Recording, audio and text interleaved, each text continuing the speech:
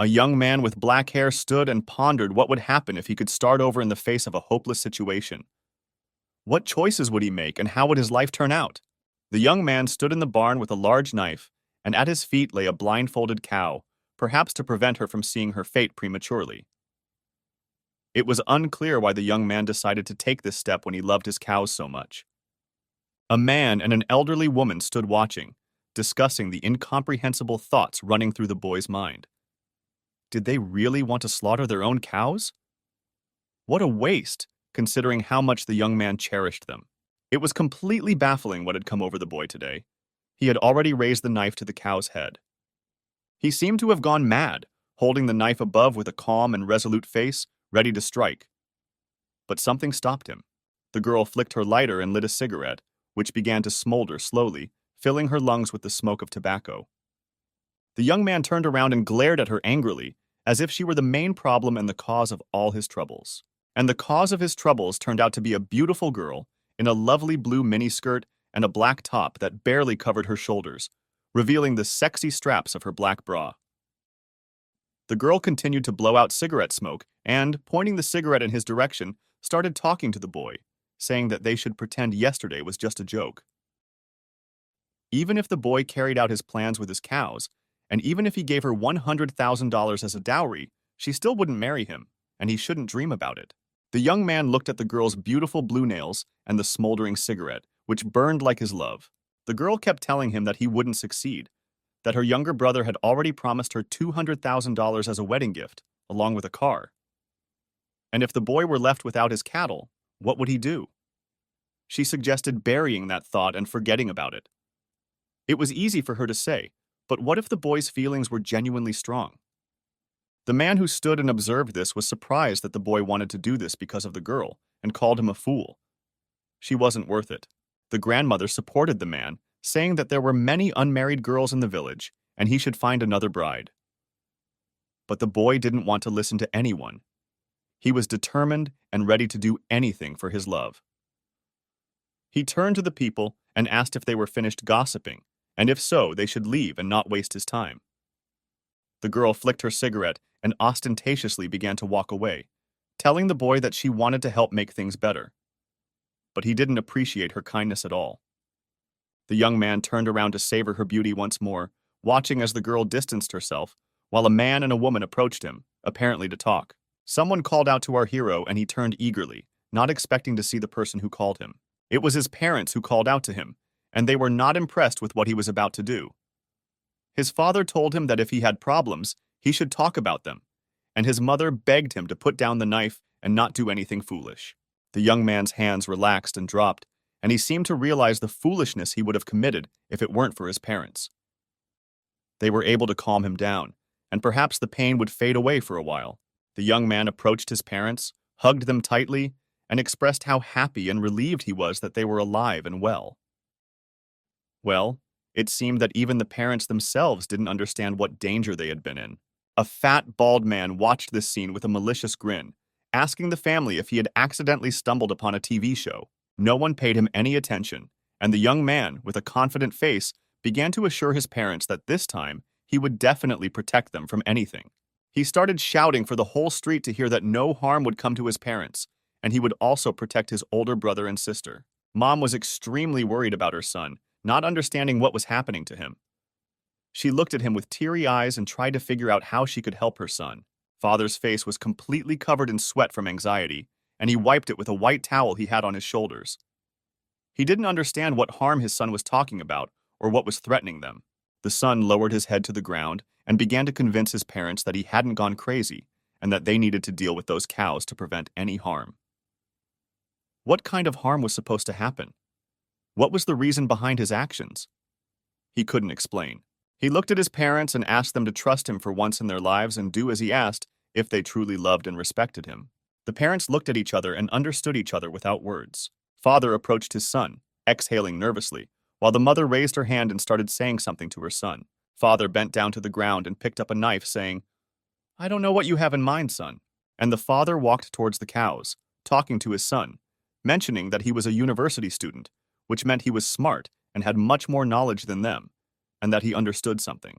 The son looked at his father with a hint of trust and couldn't even imagine what would happen next. And a second later, the father raised the knife up with his right hand while embracing his son with his left hand, completely unaware of what was happening. After all, the father had never acted so strangely before, nor had he ever supported his son to this extent in his endeavors. The woman let out a heavy sigh and watched as her son and husband walked away. She realized that she couldn't do anything about it, and they would do as they saw fit. That very grandmother who had tried to reason with the young man spoke to the mother of the family, urging her to enlighten her family since the father and son couldn't go crazy together. The mother glared at the old woman and told her that she was the one who had gone mad and shouldn't meddle in her family's affairs. The family reunited, and the mother also decided to support her husband and son, disregarding public opinion. It was the right and sensible decision. People continued to discuss the family behind their backs. Apparently, they had no problems of their own and were mostly interested in the problems of this family. They were very eager to know why this family had gone mad and understood the girl who had left the boy. After all, who would want a lunatic as their husband? The boy unlocked his phone screen and saw that it was already 17 minutes past 3, which didn't please him. He realized that time was running out. He looked at the cows in the pens, already understanding their fate, and told himself that he had less than 4 hours left, and he needed to hurry. The boy raised his hand and loudly shouted that he needed 3 people to help him slaughter the cows. He hoped for a prompt response. The people he called out to didn't pay attention, but as soon as he mentioned money, their eyes lit up. They were ready to do anything for money. They started running towards the boy, tripping over each other and boasting about who was better. Each of them wanted to earn money and show that they were superior. 2 boys stood out in particular, one with white hair who claimed to be strong and capable, and another with dark hair who assured our hero that he was the best choice. Our hero didn't care who would help him. The main thing was to get the mission done quickly and without any trouble. He pondered for a moment and raised a finger to make his choice. He chose those very impulsive boys. They looked at each other, and a spark of rivalry ignited between them. And the chubby boy standing behind them, who hadn't drawn much attention, was also given a chance to earn some money. Nervously twirling the phone in his hand, our hero watched as his parents and the 3 boys who wanted to earn money dealt with the first cow. He felt sorry for the animal, of course, but time was ticking, and he had no other choice. He took the phone and pressed a peculiar button. His fingers trembled with excitement, causing him to barely hit the screen. It turned out that someone had called him, or he had called someone, but it was somewhat unclear. He was asked if he could sell everything for cash, to which our hero replied affirmatively, saying that it was very urgent, and if the buyer was genuinely interested, he could sell everything at half price. He mentioned that if they took everything at once, he could give them an additional discount. Apparently, he was in a dire situation since he almost begged the person to buy something from him. The car was driving through the city, raising dust in its wake. In the trunk, there was a bundle wrapped in blue fabric and tied with ropes to prevent it from falling apart. A red bag with white and blue stripes fell to the ground with a thud. He was ready. He had no choice. The young man stood there, counting the red bills, known as money, and deeply lost in thought. His parents tried to ask him something, but he didn't react at all. He was too absorbed in his own thoughts. With a very sad face, his mother told him that she had done everything as he had asked, and their family had incurred losses in tens of thousands. She didn't understand if such losses were justified. The son unzipped the bag, revealing the stack of red bills. There were too many of them. He ran his fingers through them, assuring his father and mother that the risk was justified and they would soon understand everything. He slung the bag over his shoulder and approached the car. He asked his relatives to hurry back home and not to show themselves until he returned. He instructed them not to open the door for anyone and not to leave the premises. These were the last instructions he gave to his parents. His parents looked at him, tears welling up in their eyes. They believed in their son wholeheartedly, but they couldn't even imagine what he had planned. Their worry had no bounds. The mother remained silent, while the father told his son that he had never been wrong before and that he would succeed no matter what. The young man opened the car door and threw the bag full of money inside. His parents murmured something behind him, but they spoke very quietly, and our hero could only hear that they trusted him very much, but could only support him at the moment. The son sat behind the wheel and closed the door, ordering his parents to trust him, lock the gates, doors, and windows, and not to venture outside. He repeated this for the 10th time, but he was extremely worried about his parents, so he would repeat it 100 times if necessary. The car sped off, and on the clock, it was already 11 minutes past 5. Our hero was deeply afraid of being late. From the bridge he was driving on, he saw his city for the last time. But he was not interested in it anymore. His thoughts were consumed with where to stock up on weapons, medicine, and ammunition. How many months' worth of grain supplies did they have in the cellar? He drove the car with one hand, the other resting on the armrest. His gaze was contemplative, and he knew that true chaos would begin in 2 hours. Now, it was up to us to understand what this chaos entailed, and here is what it entails. Suddenly, all animals, including livestock, mutate for no apparent reason. They become vicious and bloodthirsty, attacking humans. Those bitten by the animals start experiencing the same symptoms as the animals. And in this madness, people will lose their sense of pain and only crave flesh. If you get bitten or scratched, infection is inevitable. As a result, over the next month, more than half of the earth will become infected. They will be everywhere, and within a year, fewer than 1 million people will be left alive. It's hard to imagine since the Earth's population is 8 billion, and within a month, it will shrink to 1 million. Our hero remembers how, in his previous life, he panicked when faced with this situation and couldn't save his mother, brother, sister, or father. That's what it all comes down to. Our hero has arrived from the future to correct the mistakes of his past. He didn't intentionally arrive in the past, but since he has a chance to fix everything, why not give it a try? I think every person has dreamed of going back in time and correcting something. The car continued to speed through the city as our hero contemplated preventing the tragedy from happening again and saving as many people as possible. With all the money he earned from selling cows and his other belongings, he bought various items in the city. More specifically, a diesel generator and a fuel reserve. He purchased all sorts of cables, flashlights, ropes, batteries, chainsaws, axes, shovels, and other defensive tools. He also bought a large quantity of emergency medicine, painkillers, antibiotics, and gauze bandages. These were the things he took the most. Lastly, he left the most important purchase for the end. He went to a factory with huge production pipes. At this factory, he intended to buy gunpowder. With his bag, he tried to enter a certain door and realized that if he managed to buy gunpowder, they would soon be able to seize the initiative in the early stages of chaos with firepower. He eventually managed to enter the room where a man was sitting on a chair, crossing his legs, and next to him stood an elegant girl who was likely his secretary. Their faces were in shadow, and the room was too dark to make out their features. But the man's face illuminated, and he clasped his hands under his chin, addressing our hero, saying that the security checkpoint had already informed him, presumably upon seeing the large bag on the young man's shoulder, and asked if he came for a major deal or just casually. Perhaps he was just the secretary's friend. Upon hearing these words, the secretary blushed and looked down. The young man slammed the bag on the table, making a loud noise, thereby showing the seriousness of his intentions and making it clear that he had not come here to joke around. He gave a stern look to the man and confronted him. Our hero had come to discuss matters, and after a long pause he mentioned the man's name. His name was Lin Zhe. He unzipped the bag, revealing stacks of red banknotes. He told the man that inside the bag were 100,000 in cash, showing that he wasn't joking. The man looked at him with an unsatisfied gaze, even with a gaze full of contempt, and questioned the young man again if there really were 100,000 there. Apparently, he found it hard to believe that someone could have such an amount of money. He turned to the secretary, who was already restless, and asked her if she had said anything before. What she said, to whom, and why she said it, he didn't specify. The man burst into laughter. His eyes rolled back and his mouth unnaturally widened. He laughed at our hero, calling him too naive and amusing. In a moment, his face changed, and he grinned maliciously, exposing all 32 of his teeth. He said that Li Qin had mentioned that she wanted a ransom of 100,000, and did the boy really manage to gather the entire amount? The girl called the man sir and said that everything wasn't as he understood. She stated that she had absolutely nothing to do with the young man. Well, our hero shattered all the girl's rosy dreams that she meant something to someone. After a pause, he pointed at the bag of money and told the man that he was giving him the money to buy black powder.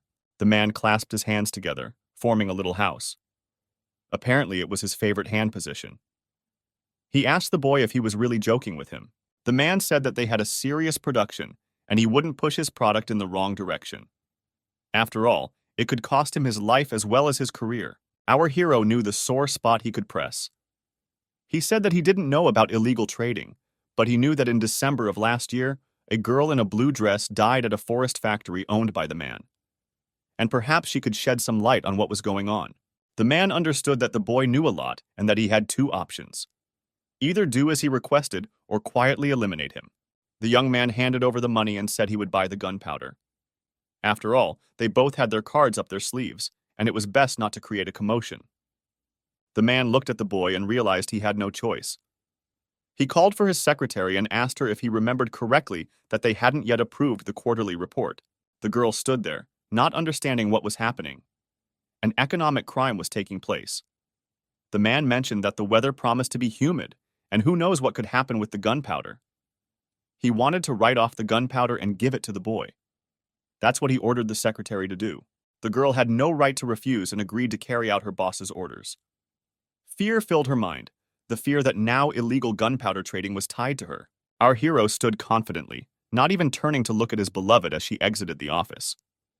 Apparently, she was the least of his worries at the moment. The boy looked at the man and said that Uncle Lee had taken good care of his family and that they were very grateful.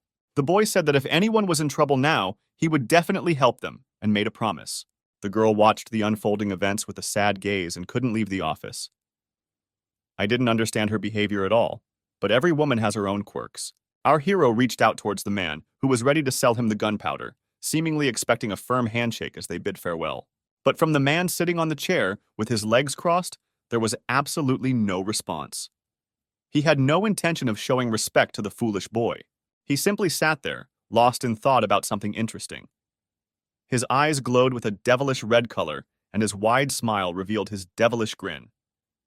He had something in mind, but we would soon find out what it was.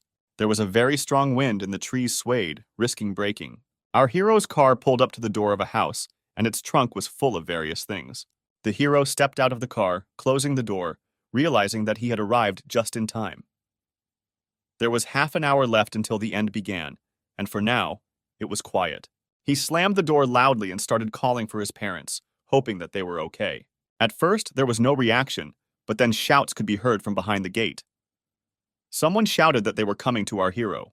The gates opened and a young boy peeked out. His expression was not very pleased, and he asked our hero what was wrong with him today. As it turned out, these two boys were brothers. Our hero was delighted to see his older brother, but the older brother was very unhappy that the younger one had sold all their livestock without consulting him. Our hero had no intention of justifying himself to anyone, and his brother was no exception. The boy went to the car, saying that he would explain everything later. He asked where their younger sister was because he missed her so much. To which the older brother replied that the sister had not yet returned.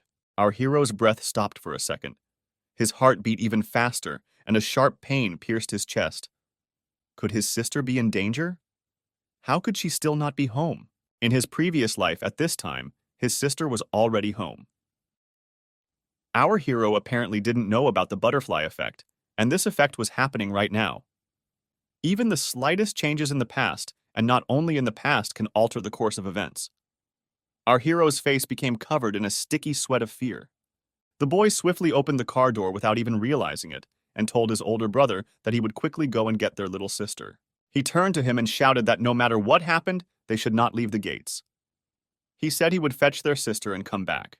The brother tried to stop him from the open gates, but the car had already rushed forward, leaving behind only plumes of smoke mixed with dust. The older brother, looking at those brown clouds, managed to say only that his brother should return soon and unharmed. The car sped at a tremendous speed across the bridge, illuminated by a beautiful sunset. Our hero held onto the steering wheel tightly, trying to get the maximum out of the car because every second counted. He looked at the road, but his thoughts were elsewhere. He recalled that on the first day, it was the animals that turned into zombies. There were few mutated humans, and the school was located in a city where the danger was much higher than in the village. If his sister was still at school, irreversible things could happen. Our hero promised himself that this time he would not let any of his loved ones die. He was so lost in his thoughts that he didn't even notice a dog or perhaps a wolf suddenly darting across the road in front of his car. Braking at the very last moment, he still couldn't avoid the collision, and the animal was thrown away from the car. All that remained was a bloody fountain in the air. Our hero hit his head hard on the steering wheel. There would probably be a bump at the point of impact. The car left behind a very long skid mark, and the animal's body was scattered all over the road. Our hero touched the sore spot on his arm and tried to understand what had happened. But then his gaze caught something terrifying. He looked in horror at what was happening on the road. The creature he hit didn't die, but, on the contrary, gained a new life. It was a zombie dog. Everything started much earlier than last time, and our hero realized that he had less and less time, maybe no time left at all. The events take us to the school, where we are about to hear what happened there an hour ago. 3 students sitting at their desks were discussing our hero and couldn't understand how he could do such a thing. How could he sell all the family's livestock for a girl? To the children it seemed very foolish, but they didn't yet understand why he did it and what danger awaited them. The girl raised her phone, saying that it was the #1 news in the whole district. The girl turned back to the girl who was sitting and diligently writing in her notebook. This girl was our hero's sister, who was being severely bullied for what her brother had done. So, the girl who turned to her asked if she was ashamed of her brother. Our hero's sister was a smart girl and understood that there was no point in responding to provocative questions. She simply continued silently writing in her notebook, but her classmates wouldn't calm down. The girl said that the girl for whom the livestock was sold now works at a fireworks factory, and her brother has completely lost his mind, as well as their whole family. Our hero's younger sister, tired of hearing this nonsense, stood up from her desk and was probably ready to leave the classroom. Her classmates continued to taunt her. That same girl showed her a photo of her brother on her phone and said that her parents allow him to do such things. The sister hit the hand of the bold classmate, who continued to say that their family had gone insane and knocked the phone out of her hand. The phone fell to the floor, bouncing several times before stopping and falling. The owner of the phone jumped up and took a fighting stance, apparently preparing to seek revenge for her phone. Our hero's sister headed towards the exit of the classroom, no longer wanting to listen to this nonsense. She had had enough, but that bold classmate didn't intend to let her go and asked where she was going. Someone started picking up the troublemaker girl's phone from the floor. The teacher entered the class, and our hero's sister deliberately began to speak loudly about the phone. She apologized for her carelessness and for dropping the girl's phone. She promised to return the phone to her right away. The teacher looked displeased at the situation. Our hero's country was incredibly smart if she had come up with such a plan. She drew the teacher's attention to the phone, which was prohibited in the school. The teacher said that the school rules state that phones are not allowed, and apparently, the previous confiscation of the phone didn't teach the girl anything. She went to her desk with the phone, telling the girl that she would now report this situation to her father and return the phone only to him. The teacher ordered our hero's sister to return to her seat and not disrupt the lesson. The girl was very pleased that the troublemaker had been punished. She passed by her tormentor, smugly saying that she was sorry that things turned out this way and that she didn't know the teacher would come so early. She knew everything perfectly well, and that was the essence of her plan, but she needed to rub it in the face of her tormentor. The troublemaker girl only made a dissatisfied grimace since she understood that it would be better not to do anything in her situation. Rain drummed on the school roof, trying to play some interesting melody. People opened colorful umbrellas over their heads to avoid getting their work clothes wet. However, these people didn't understand that very soon they might not need those clothes anymore. But retribution apparently came to our hero's sister, and she sat on the floor after hitting her head against the classroom wall. As it's easy to guess, the culprit of this flight was the same troublemaker girl who said that our hero's sister was very brave recently. But now she was suddenly silent. She grabbed her by the hair and tried to lift her up, intending to inflict as much pain as possible. She wanted to hear an explanation from this wimp, or even better, receive an apology. Tears welled up in our hero's sister's eyes. If only she remembered that she was supposed to be on duty with her today, then she wouldn't have done that to her phone. The girl took out a utility knife and extended the blade, probably to scare her, or maybe she really had evil intentions. With one hand, she grabbed our hero's sister by the head, and with the other, she started bringing the knife close, saying that if she remained silent, she would open her mouth herself. Our hero's car raced down the wet street, and he hoped to make it on time. The school was very close, and he kept glancing at the time on the dashboard of his car to always be aware of what was happening. At one moment, behind the wet windshield, he saw something that made him horrified and stunned. People were rushing out of the school, pleading with everyone still inside or near the school to leave quickly and save their lives. Inside the classroom, a utility knife fell to the floor with a distinctive sound, next to a pool of blood. Our hero's sister had a satisfied look in her eyes, and her face was stained with blood. Her tormentor sat on the floor, covering her mouth with her hand. Blood was flowing out, which could stain her pristine white shirt. Apparently, there was so much blood that the girl choked on it and started spitting it out on the floor. Our hero's sister watched her without an ounce of pity or remorse. The tormentor got what she deserved. The girl asked her if everything was all right, although the amount of blood indicated that things were not particularly good. Our hero's sister stood up and started running towards the exit to quickly escape the crime scene. Her tormentor continued to pour blood onto the floor. The girl ran out onto the school balcony and started shouting that there was an injured person inside the school building, bleeding profusely, and that she urgently needed help. But outside, nobody paid attention because the street was filled with people's screams caused by zombies feasting on flesh. The girl looked at this scene, not understanding what was happening. She was facing a danger she couldn't even suspect. If she had turned around, she would have seen a student who had been infected and was eagerly staring at her, seemingly anticipating the taste of her flesh. The zombie lunged at the girl. Just a while ago, it was an ordinary student, but now it was a merciless zombie with demonic red eyes and green skin. It stuck out its tongue towards the girl, ready to include her in its ranks. The girl sat on the floor, and the zombie flew over her, apparently not expecting such a move. She covered her ears with her hands, hoping it would help, and the zombie would leave her alone. At that moment, another zombie, the one who had tried to bite our girl, crashed to the floor with a distinct sound. But that was only half of the problem because the tormentor appeared in the doorway, but now as a zombie. She noticed our hero's sister and her red eye lit up. She couldn't take revenge as a human, so maybe as a zombie, she would exact her full revenge. Our hero's sister didn't understand what was happening and began to step back in fear, begging her classmate not to touch her, as she was still so young. The classmate attempted to touch her with her hands, but the girl shielded her face from the zombie's repulsive hands. But the zombie classmate had no intention of stopping and continued reaching for our hero's sister's eyes with her hands. In a few seconds, something irreversible could happen, and our hero would blame himself for it for the rest of his life. The school building was filled with rain, and the sounds of wild screams of fear and hatred echoed from within. Our hero's sister was saved by her brother, who managed to kick away the zombie classmate at a distance with a well-timed kick. The girl was in complete shock from what was happening, and her brother's unexpected appearance shocked her even more. But the zombies were not giving up. They were gathering strength for a new attack. Our hero tightly gripped a machete in his hand, offering the zombies a peaceful retreat or a dismemberment. The zombies chose the second option, and one of them headed towards our heroes. As promised, its head ended up separate from its body. With a swift motion of his hand, or more precisely, the machete, our hero severed its head. The brother looked at his sister with a gaze full of love and understanding. He knew he had made it in time. He said he came to make fun of his sister and save her. The girl blushed deeply and didn't say anything in response to her brother, tears welling up in her eyes. Outside, undeterred by the rainy weather, the zombies continued to roam and search for their victims. The unstoppable process had been set in motion. The weather outside was not improving, but fortunately, it was not getting worse either.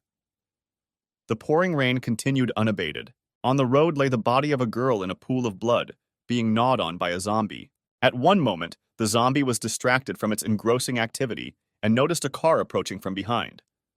It decided not to run, a decision it would regret within seconds. Whether zombies are capable of regret remains unknown, but the car hit it from behind, sending it flying through the air. Only bloody traces remained in the air and on the bumper.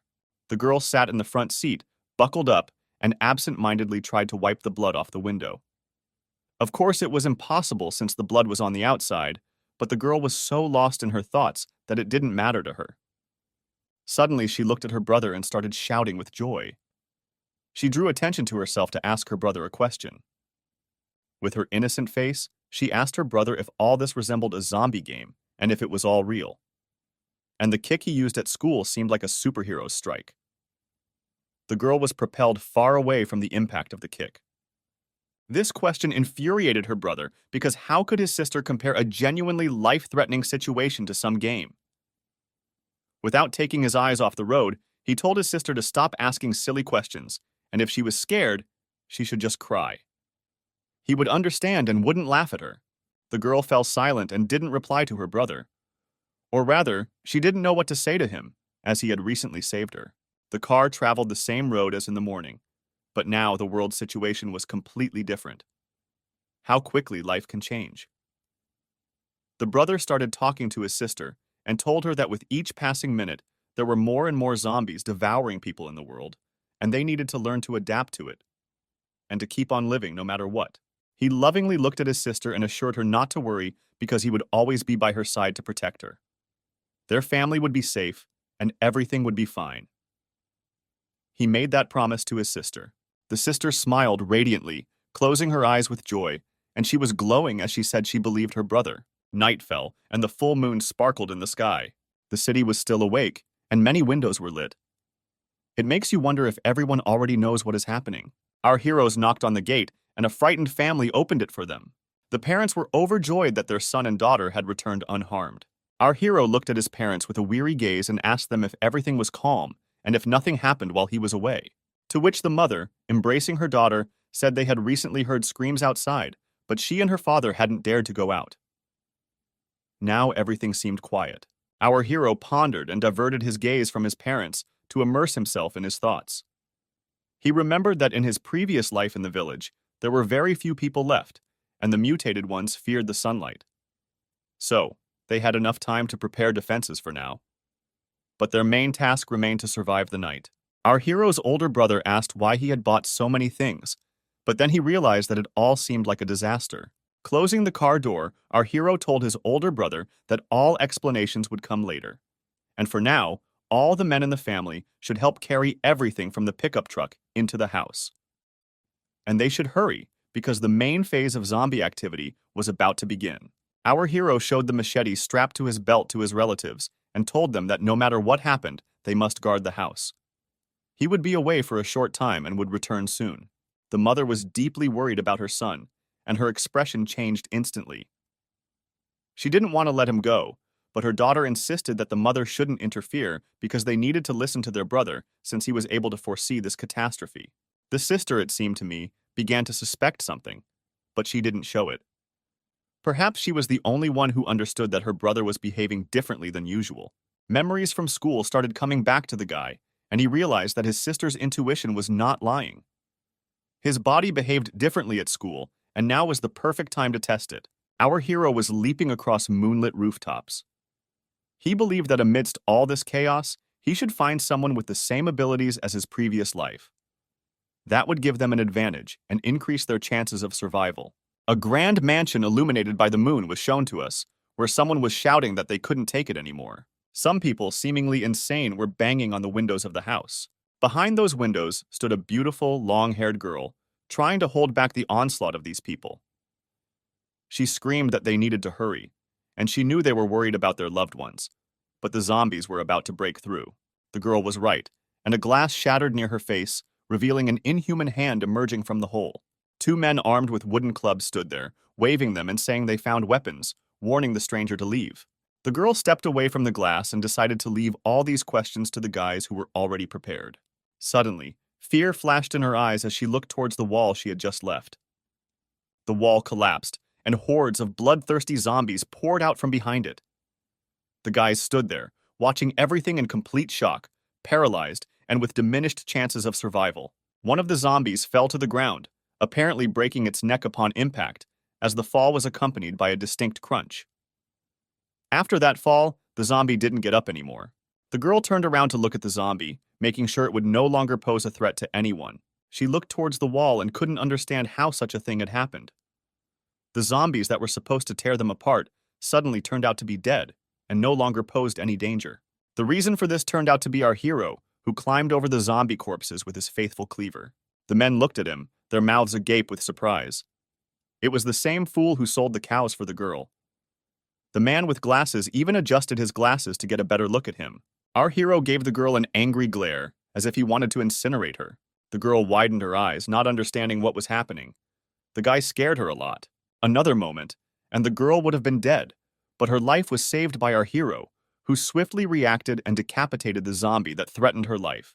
In one swift motion of his cleaver, he sent the zombie's head flying, and blood fountains scattered across the room. The girl squinted in surprise, trying to remember her hero's name. The guy grabbed her face as if he wanted to kiss her and answered her question with his gaze. He squeezed her cheeks and, upon closer inspection, realized that she was the same girl whose body was not infected, and she could be useful to him.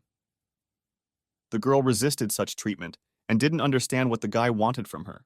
And the guy remembered that in his previous life, this girl was Sia Binbin, a ruthless zombie destroyer with a massive rifle.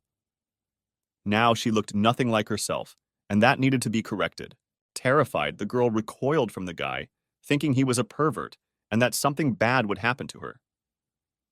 Out of politeness, the guy asked if she had any wounds or scratches and if she had been bitten by any zombies.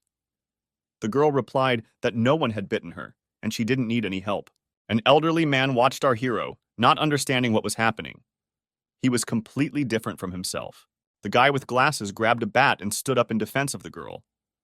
He told our hero that if he had any grievances, they could discuss them, but resorting to violence, especially against women, was unnecessary.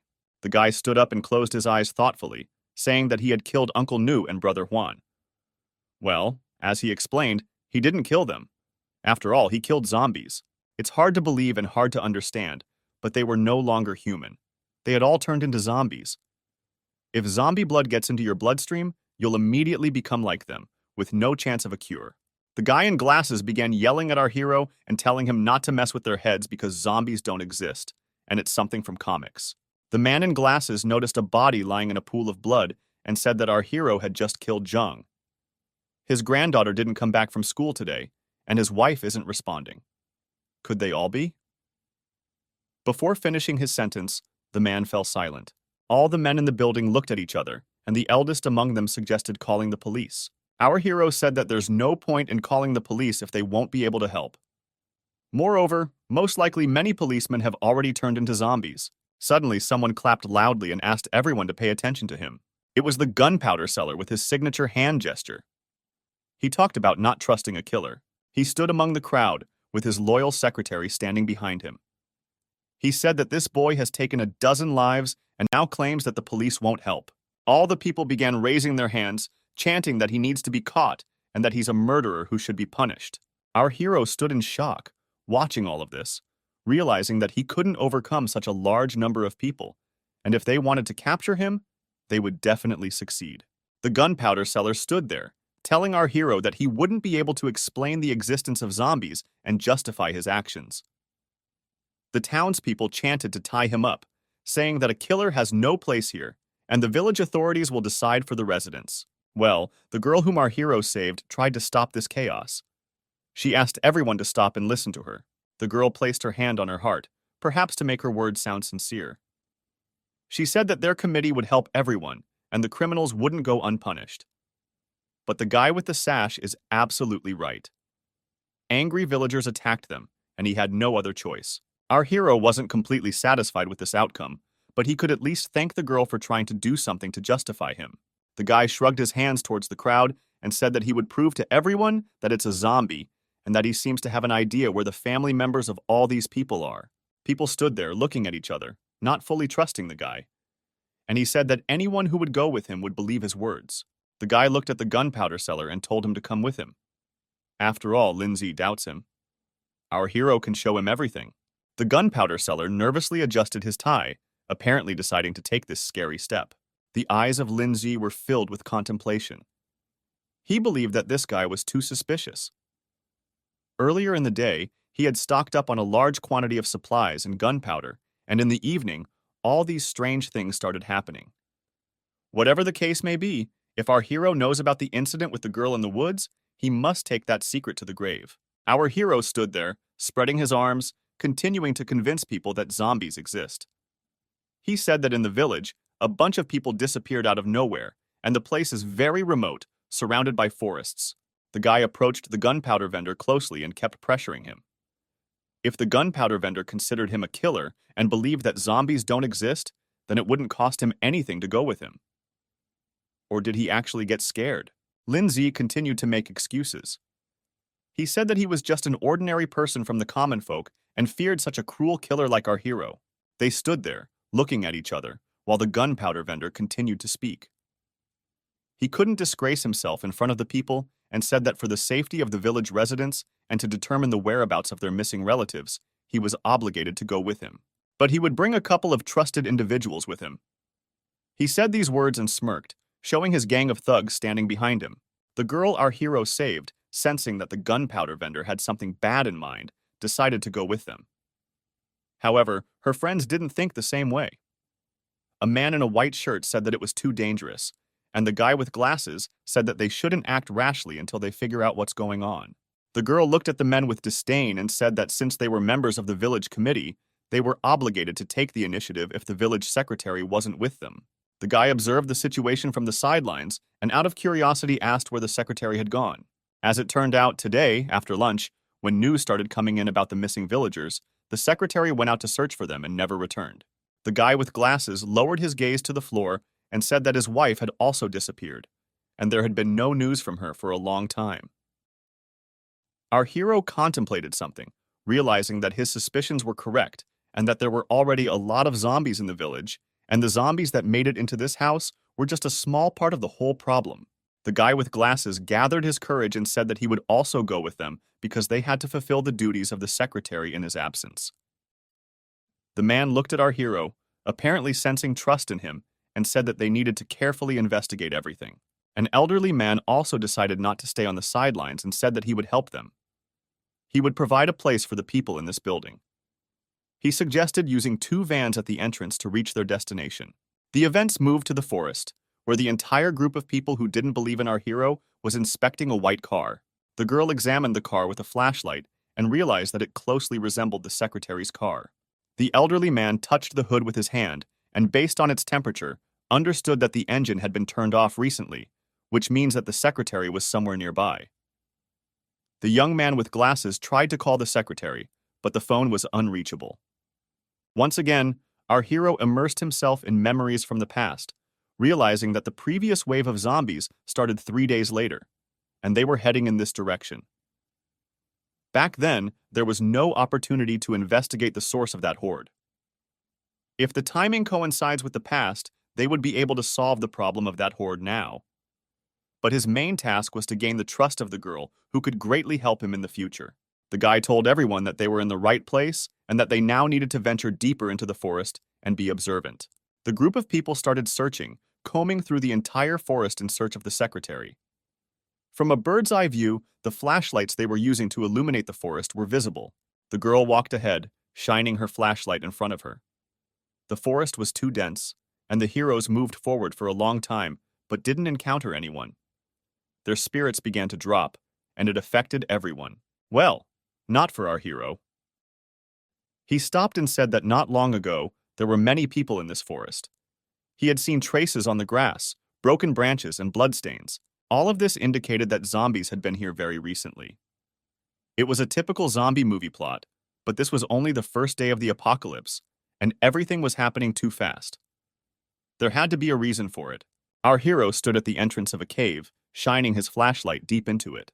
He stopped the people following him and told them that there was a cave ahead, but it was too dangerous for everyone to enter together.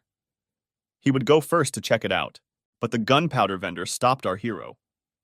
He looked at him skeptically and said something very interesting. What if there was a crime scene inside the cave, and our hero wanted to go alone to cover his tracks? A pause fell over the crowd, and everyone stood silently, shining their flashlights into emptiness. Our hero let out a frustrated sigh, expressing his anger at the behavior of the gunpowder vendor. He said that he resembled a cowardly little dog that didn't trust its owner. With a look of hatred and disrespect, our hero stared at the gunpowder vendor and offered him to come along if he wasn't afraid of death. He hoped to see a mountain of corpses inside the cave. Lindsay understood that the guy wasn't joking, and thoughts began to creep into his mind that the guy really intended to kill him. It only made things more interesting and intrigued him. The gunpowder vendor looked at our hero within the walls of the cave, genuinely curious about what this cave concealed and how our hero was connected to it. Just a few minutes passed when a zombie hand protruded from the cave. A zombie girl in a ballet dress moved towards the people standing at the entrance of the cave. The guy with glasses looked at her and recognized his wife, although she was no longer the same. The girl approached the guy with glasses, and he, in turn, pushed the baseball bat back to tightly embrace his wife. He asked her how she ended up there and told her how he had been trying to reach her for half a day and was very worried. Our hero shouted at him not to approach her, let alone touch her. Well, it was too late, and the wife of the guy with glasses had already opened her lifeless mouth and was ready to devour him. Our hero, as always, reacted lightning fast, and instead of his husband's neck, the zombie wife bit into his blade. Our hero told the man that his wife would never be the same again and that he'd better stay away from her. In front of the guy with glasses' eyes, our hero destroyed his wife. There was nothing else he could do. How could he explain this to a loving husband? The man with glasses looked at all of this, and tears welled up in his eyes. The person he loved so much lay on the ground lifeless. His life had ended now. The shock passed, and the man called our hero a ruthless killer and begged him to return his wife. Well, he didn't understand that this killing was done for the better. Everyone looked at the grieving husband and sympathized with him. No one would want to feel what he was feeling right now. The man in glasses grabbed a bat and swung it at our hero, seeking revenge for his wife. Our hero was not that simple, and with a single blow, he sent the husband to the ground. How could he not understand that his wife was a zombie and there was no other choice? The man lost his glasses and lay on the ground, listening to our hero's words about how it's normal to get angry, feel hurt, and have regrets. No matter how he felt, it didn't change the fact that the woman had become a zombie and our hero had to kill her. Blood dripped from our hero's machete, and with each passing second, the chances of many people surviving grew slimmer. Our hero could only hope that those who were still alive had not perished. The man in glasses refused to back down, and striking the ground with his hand, said that our hero was talking nonsense and such a thing couldn't happen. His wife was his loved one, and she couldn't become a zombie. Our hero would have spoken to him differently if the man in glasses had killed his loved one before his eyes. Memories resurfaced in our hero's mind. His family lay on the ground in a pool of blood. It was the most terrifying memory of his life. He asked the man in glasses what he had just said, but not hearing a response, he turned away.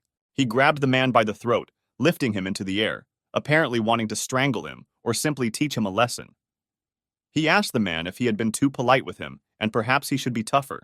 Our hero himself expressed a desire to take them there to dispel doubts and even saved the man's life, and now he was receiving such gratitude from him. It irritated him greatly. The man hanging in the air began to suffocate. Our hero told everyone that anyone who dared to harm his family, even with a finger, would be immediately killed. Friends of the man in glasses rushed to his aid, telling our hero to let him go. The gunpowder seller started telling everyone that he was right and that our hero was indeed a ruthless killer, and there were no zombies. But suddenly, our hero's brother jumped towards him and tried to save the man from the hands of his own kin. He ordered his younger brother, with cries, to calm down and be gentler. The older brother was not left with any options, so he forcefully hit his brother's head with his own. The man in glasses finally fell to the ground, finally able to breathe fresh air. His life was saved.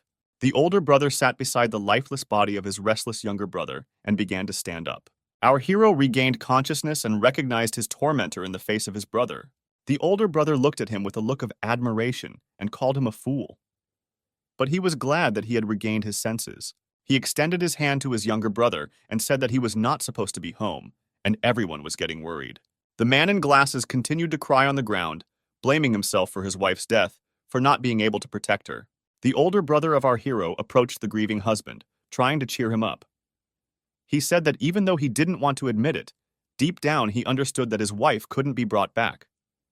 Although his brother was a fool, he had saved the man's life. The man's feelings were, of course, understandable, and the brother offered to hate him instead of our hero. He extended his hand to the man in glasses and said that they had to keep living and that he was needed by the villagers. The man started to get up, saying that he had to save the people in his village. Our hero looked at the whole scene and understood that his older brother, despite being different, was always ready to come to his aid and bring comfort. Although they were brothers, their characters were different. The older brother had always been popular, while our hero never had any friends. No matter what happened, the brother was always there, protecting and helping our hero. Our hero approached his brother and the grieving man and hit his brother on the shoulder for no apparent reason. He began to walk away, mentally telling his brother that it was his time to protect. From the cave, a wild scream could be heard, indicating that not all zombies had left. The girl, upon hearing the voice, immediately recognized its owner. It was the voice of the secretary who urgently needed help. She was about to rush to assist when our hero blocked her path, telling her not to act rashly. Strange sounds continued to emanate from the cave.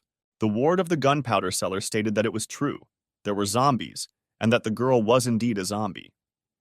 To this, his owner said it was all nonsense, and that he would go there to prove that there were no zombies. However, one of the brutes stepped forward, apparently trying to impress his owner, and said he would go into the cave. The man entered the cave and started shouting at the one who was supposedly playing pranks, telling them to come out and stop scaring people. Suddenly, his flashlight slipped from his hands, and the man disappeared from sight. Everyone was bewildered and didn't understand what had happened.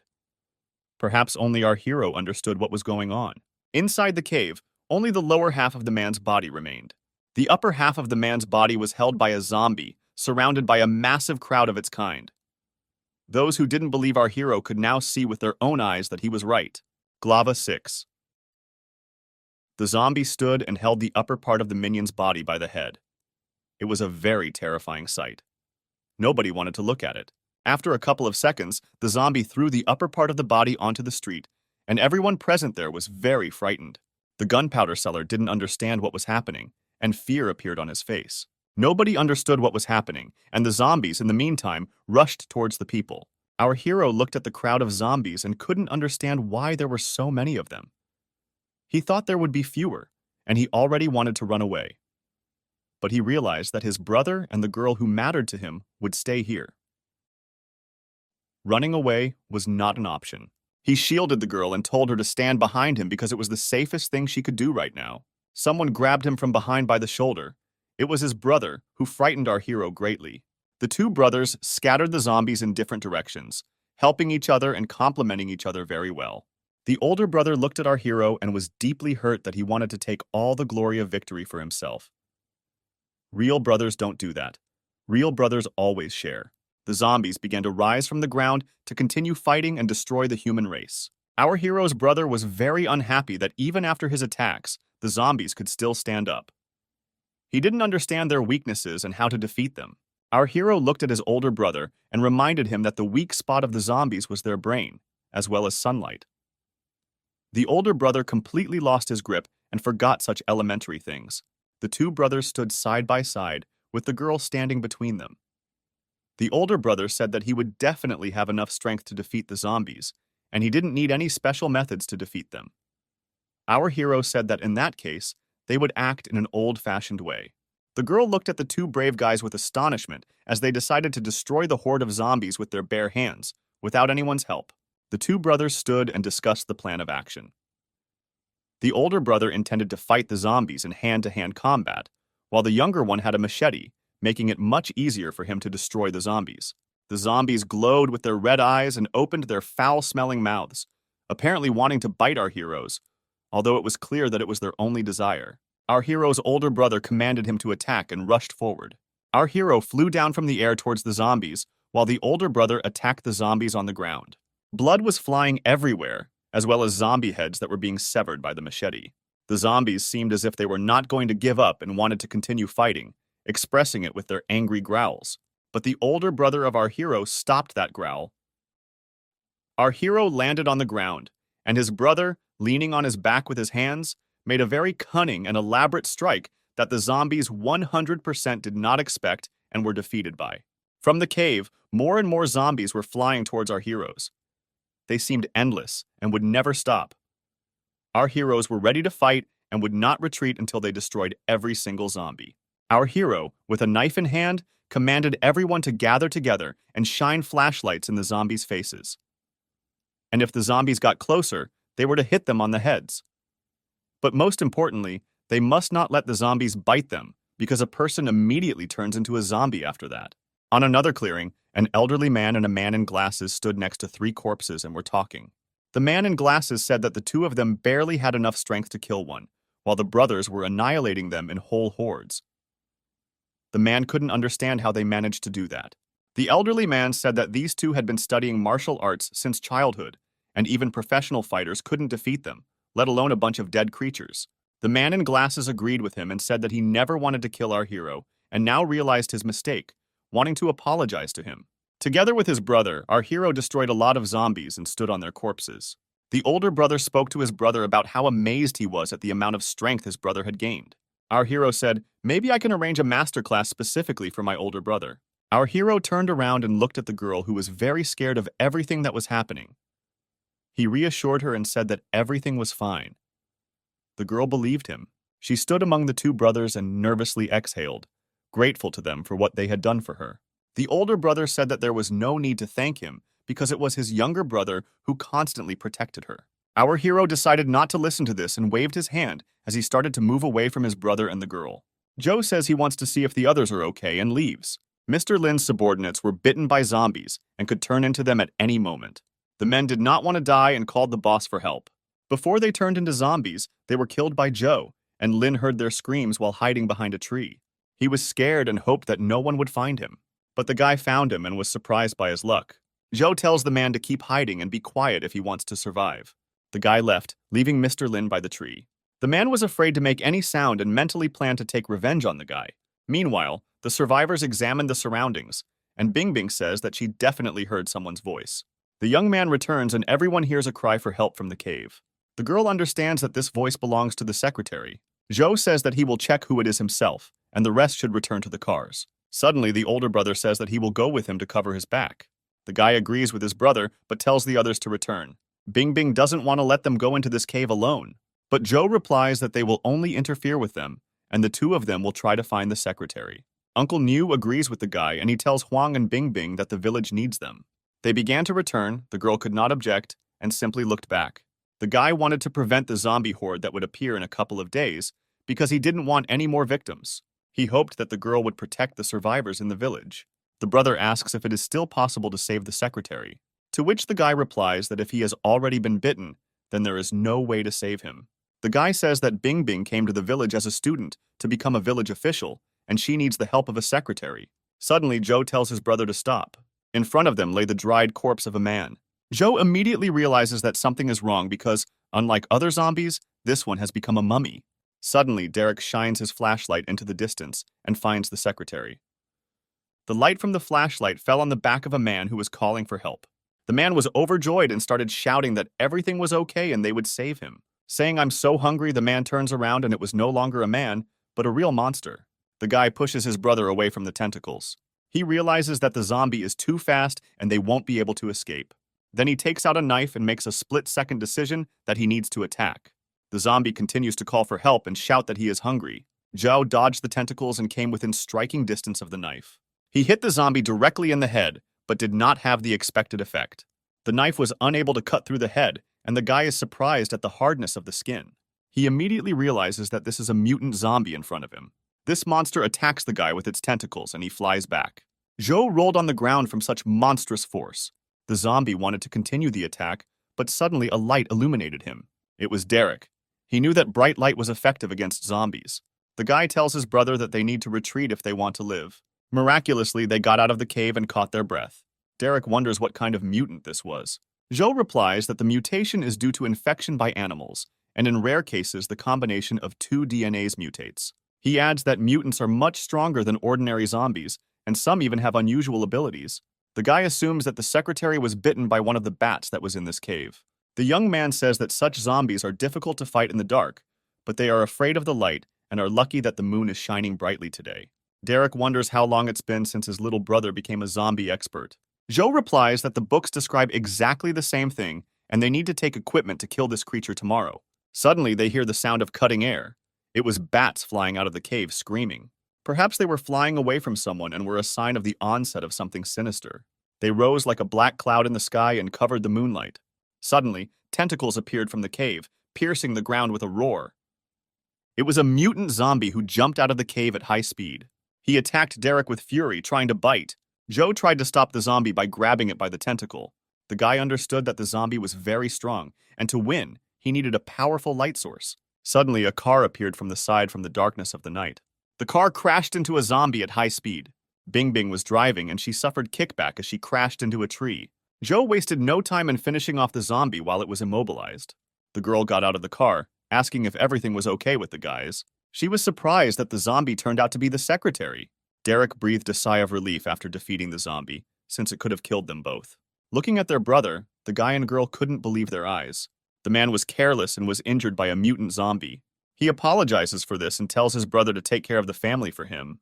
Joe wanted to protect his brother and did not want a repeat of the past. He felt tears on his face. He turned around, looking at the defeated zombie. A mutant zombie could control ordinary zombies, but that was not the most important thing. The most important thing was the zombie core in the back of their heads. Joe tells his brother that this thing can help while there are no symptoms yet. If he eats it now, then there is a chance of turning into a Superman, immune to the zombie virus. But the likelihood that they would not be was greater. Derek used the cannonball without fear, since he had no other choice. Joe says that 2 days will be enough to understand whether the core worked or not. Derek goes into the cave and told them to seal the entrance if he doesn't come out in 2 days. But if he does come out, they shouldn't be too jealous. Finally, a smile appears on the guy's face and he says that he will wait for his return. Unfortunately for them, Lin heard this conversation, hiding behind a tree. The next morning, their small village was calm. Zhou Ying appeared in her brother's room and was dressed in a very unusual costume.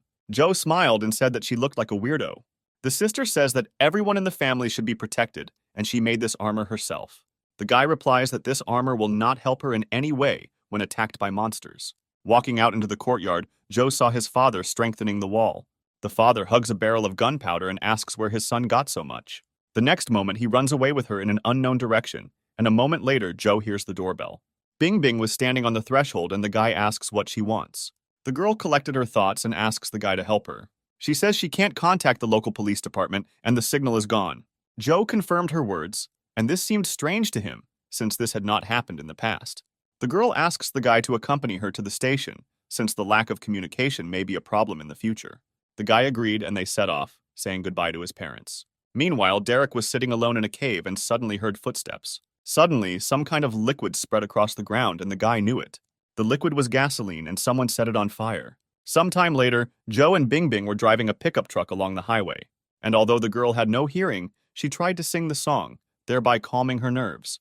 The guy smiled because this was truly the Bing Bing he knew in the past. The young man understood that he could not rely only on his past experience, and a lot would also depend on Bing Bing. Gathering his thoughts, he invites the girl to move home with them. The girl is embarrassed and asks why she should live with him. Joe understood that if he told the girl about her future superpowers, she would not believe it. So he says he needs her and he can't let her suffer.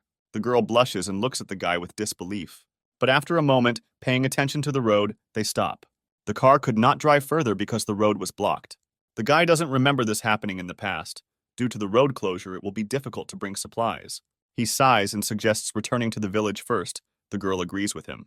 The guy calculated that the supplies would last for some time, but the lack of signal and the blocked road gave him no rest. He had a bad feeling which did not disappoint him. Due to punctured tires, the car skidded and became difficult to drive. Having difficulty stopping the car, they got out to look at the problem. Bing Bing is surprised by the sudden appearance of car spikes. Joe tells her to be careful and hide, since these thorns were placed by a man. Lin suddenly appears and says that he is glad to see the guy in good health. The young man asks what he wants. Lin replied that he must avenge his subordinates. Joe says that he is not to blame for their deaths, and since he wants revenge, he must cut up the zombies. But he is too cowardly to go against the zombies. The man pointed a gun at the guy and said he would kill him. The young man was confident in his strength and that the bullet would not harm him. The villain grinned and the sound of the trigger being pulled was heard in the silence. The bullet instantly fired and whistled past the guy, and at the same moment Joe heard a scream behind him. In fact, Lin was not aiming at him, but at Bing Bing. He did not expect such meanness and became angry with the man. Lin laughed and said that to deal with the guy he would start with the people around him. He also adds that he heard about his brother's infection and decided to help him. Since he knew that Joe could not cope on his own and therefore blew up that cave, the guy, hearing this, ran furiously towards the enemy. Bing Bing shouted at him to stop and think about it. Lin was glad that his provocation worked, as he had been waiting for this moment. Suddenly, a huge wolf appeared from the forest, looking at the man with hunger in his eyes. Like a flash of lightning, he attacked him and bit off his hand. The guy was surprised by the sudden appearance of a rank 2 zombie wolf. Meanwhile, Zhou Ying was bored and waited for her brother and Bing Bing to return. The next moment, she sees Uncle Huang and Uncle Nu outside. The girl tells them that her brother left and asks them what happened. They tell her that she should look at the mountain in the distance. At first, the girl didn't understand what was going on. She took the phone to look at it in more detail. She was amazed by what she saw. A horde of zombies was approaching from the mountain. Lin wallowed in his own blood and was glad that he would not die alone today. After the first catch, the monster attacked the guy.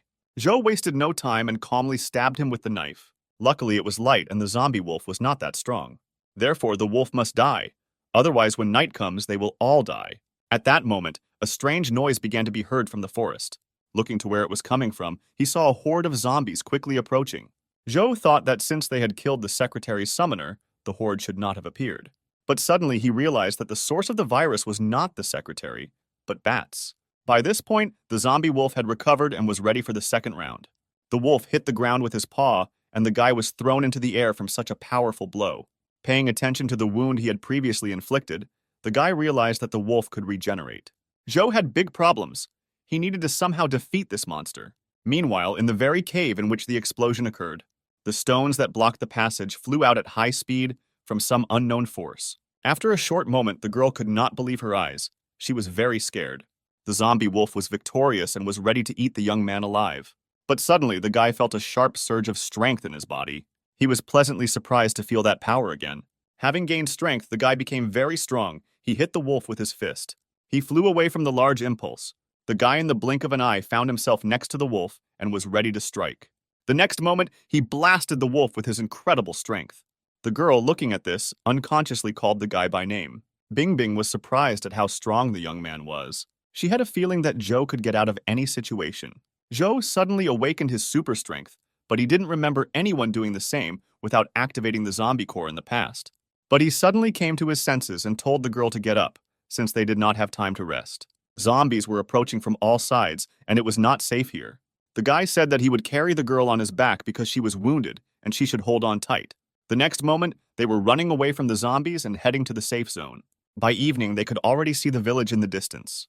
Looking back, they realized that they had brought a tail with them, and it would be difficult to kill all the zombies. Suddenly, there was an explosion, and many zombies were killed, and loud music could be heard afterwards. Their father and younger sister came to their aid. After some time, the car was speeding along the highway, and Zhou Ying threw explosive bottles out of the window. The next second, everything lit up with a bright flame. Zhou Ying was delighted with the emotions she received. Zhou found a first aid kit and wanted to take gauze, bandages, and iodine to take care of Bing Bing. But suddenly, the sister gets ahead of her brother and says that you shouldn't touch the girl's feet so brazenly. Only if they have a closer relationship, so she will take care of Bing Bing herself. The young man asks his father where he got the explosives from. The man replies that he made it himself, since in his youth he was obsessed with its creation and even worked as a specialist in mine explosions. But unfortunately, after the ore was depleted and he was fired, he never touched dynamite. They finally made it home after a grueling battle with zombies. Suddenly, they hear a loud scream from the house and realize that something is wrong. They couldn't open the door because it was locked, so Joe simply kicked it down with force. In front of them, they saw a woman and a zombie. The situation did not seem dangerous. On the contrary, everyone was speechless at the suddenly presented picture. A woman was beating up a zombie who used to be from a neighboring village. Joe asks his father when his mother learned to fight so well, to which the man replies that in her youth even 5 people could not cope with her, but after they met, she became softer. After some time, the woman noticed the guests and greeted them, but they had no time to talk, as more and more zombies appeared.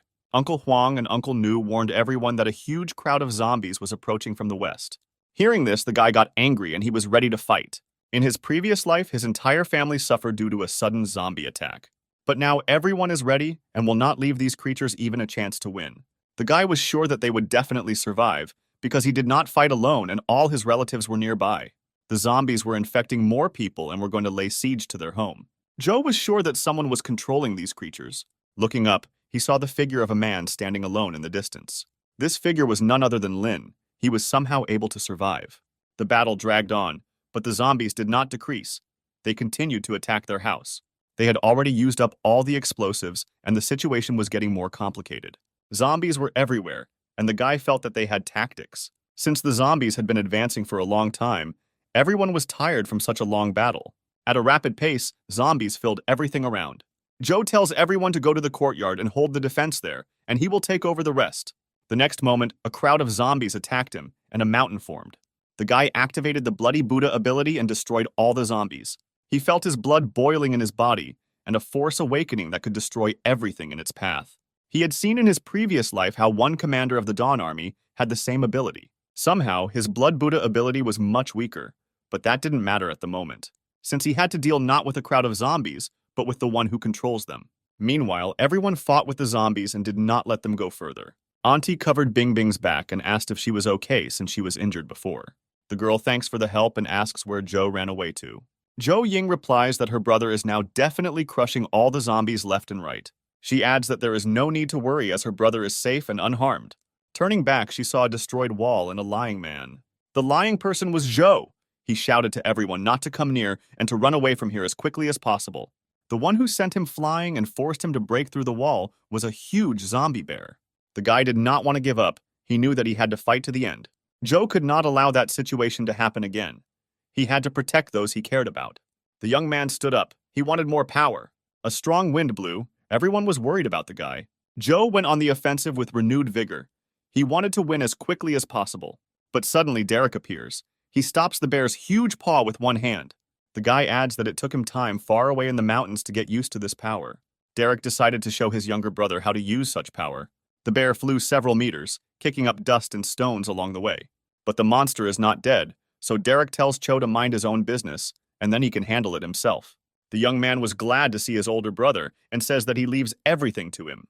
After some time, the young man looked at his opponent with coldness in his eyes. In front of him stood the renewed Lin, who threw away the pitiful human body. The man felt like a king. He not only retained his sanity, but also could control a crowd of zombies. Lin thanks the guy for cutting the zombie wolf into small pieces. Only with his help was he able to easily get the core and eat it. The next moment, Joe cuts Lin in half. The guy says that he is too talkative for a coward, and he is tired of listening to his monologues. The young man is indignant at Lin's pride in calling himself king. Joe thought that the pressure of the zombies on the family should lessen, since there was no one left to control them. But suddenly he heard laughter behind him. The man was not dead yet. Lin says that a measly knife cannot kill him. The guy immediately realized that the man had been given the ability to regenerate that wolf. Lin became very fast. Joe didn't even see his movements as he appeared behind him. The mutant says that resistance is useless, and he will kill them all, and then they will join his army. It is precisely because people are just cattle that he brought zombies here to clean out this place. Meanwhile, the hole in the wall was sealed with a sheet of steel, and the zombies kept pushing with more force. Uncle New was already at the limit of his strength and said that if this continues, he will not be able to stand it. Jack said to wait a little longer until his sons figured everything out. Suddenly, a huge zombie bear falls onto the temporary wall. The next moment, Derek appears and says that although the battle was difficult, now these beasts can close any gap. But Derek could not go to the aid of his brother, since there were still a lot of zombies. He believed that Joe could handle everything. Meanwhile, Joe's battle with the mutant was not in his favor. The difference in strength was colossal. Lin won easily and was upset by the guy's weakness. Suddenly, the guy stood up and swung a knife at the zombie. Joe was furious that Lin didn't care about him. He was ready to kill him because he wanted to raise his hand against his family. Although the zombie was injured, he recovered before our eyes with unimaginable speed. A second later, he lunged and attacked the guy with his claws. The mutant zombie had not only great speed and regeneration, but also by force, which did not require proof. The guy was injured, which meant that the effect of the Bloody Buddha's ability did not work. Lin had at least a little fun, because he thought that his claws would immediately reach the internal organs. Zhou realized that his stamina was declining too quickly, and he would not be able to maintain his ability for long. This meant that the next attack would determine the outcome of the battle. Lin himself did not know the limit of his power, and a moment later he inflicted another wound on the guy. A grenade appeared from the guy's sleeve and he threw it right at the zombie's face. Upon contact, an explosion occurred and smoke rose. Lin laughed and said that an ordinary grenade would not kill him. But looking around, he realized that Joe had fled with his tail between his legs. The man laughed because running away was useless, because he could find him by the smell of blood. He added that Joe could run as long as he wanted, but in the end, he would kill him. Meanwhile, the young man hid in the store, catching his breath and healing his wounds. Somehow, with the help of bandages, he managed to stop the bleeding, and the fact that his ability helped heal wounds was a pleasant surprise. But despite this, his forces were running out, and they were only enough for one attack. Outside, Lin came to the smell of Joe's blood. He was surprised that the guy chose a gas station store as the gravesite. The man immediately saw a trap consisting of gasoline, a wire rope, and a grenade. He laughed at the guy's stupidity, as he had no intention of falling into the trap. He felt that he did not need to enter the room, since the most pungent smell of blood came from above. The man was surprised because only the guy's jacket fell from the roof. The moment the jacket fell, Joe appeared right in front of Lin. He threw a handful of salt right in the mutant's face. The zombie immediately screamed in pain. He did not expect the sudden attack. The guy says it's just salt. Can't he smell it? He also adds that he will not see or feel anything, since he adopted the abilities of the zombie wolf, he also received his weaknesses. There are a lot of olfactory cells in the noses of wolves, and when the nasal cavity is irritated, he probably now feels incredible pain. He adds that everyone will lower their guard, believing that they have seen through the enemy's trap, and Lin is not a king, but just a pathetic zombie. The next moment, the mutant tries to kill the guy. But nothing works out for him, since he missed his chance. Joe gathers all his power and concentrates it in his hands, just as his brother had shown him before. The zombie saw in front of him the huge aura and power of the guy, which he had collected in a short time. Joe says goodbye to the monster and strikes him. A huge impulse of force attacked the man at once and broke the ground. But even such a blow could not cut the mutant's body. The next moment, the pit in which Lin lay began to fill with gasoline. The monster did not understand what was happening. Joe says that he decided to try to use the entire supply of the gas station, since ordinary grenades do not work on him. The guy says that this station will be the site of Lin's grave. Having said goodbye, he throws a grenade straight into the pit. People heard a loud explosion that rang throughout the village. Derek asked his father if everything was okay. He replies that everything is fine, looking at the huge cloud of smoke rising to the sky.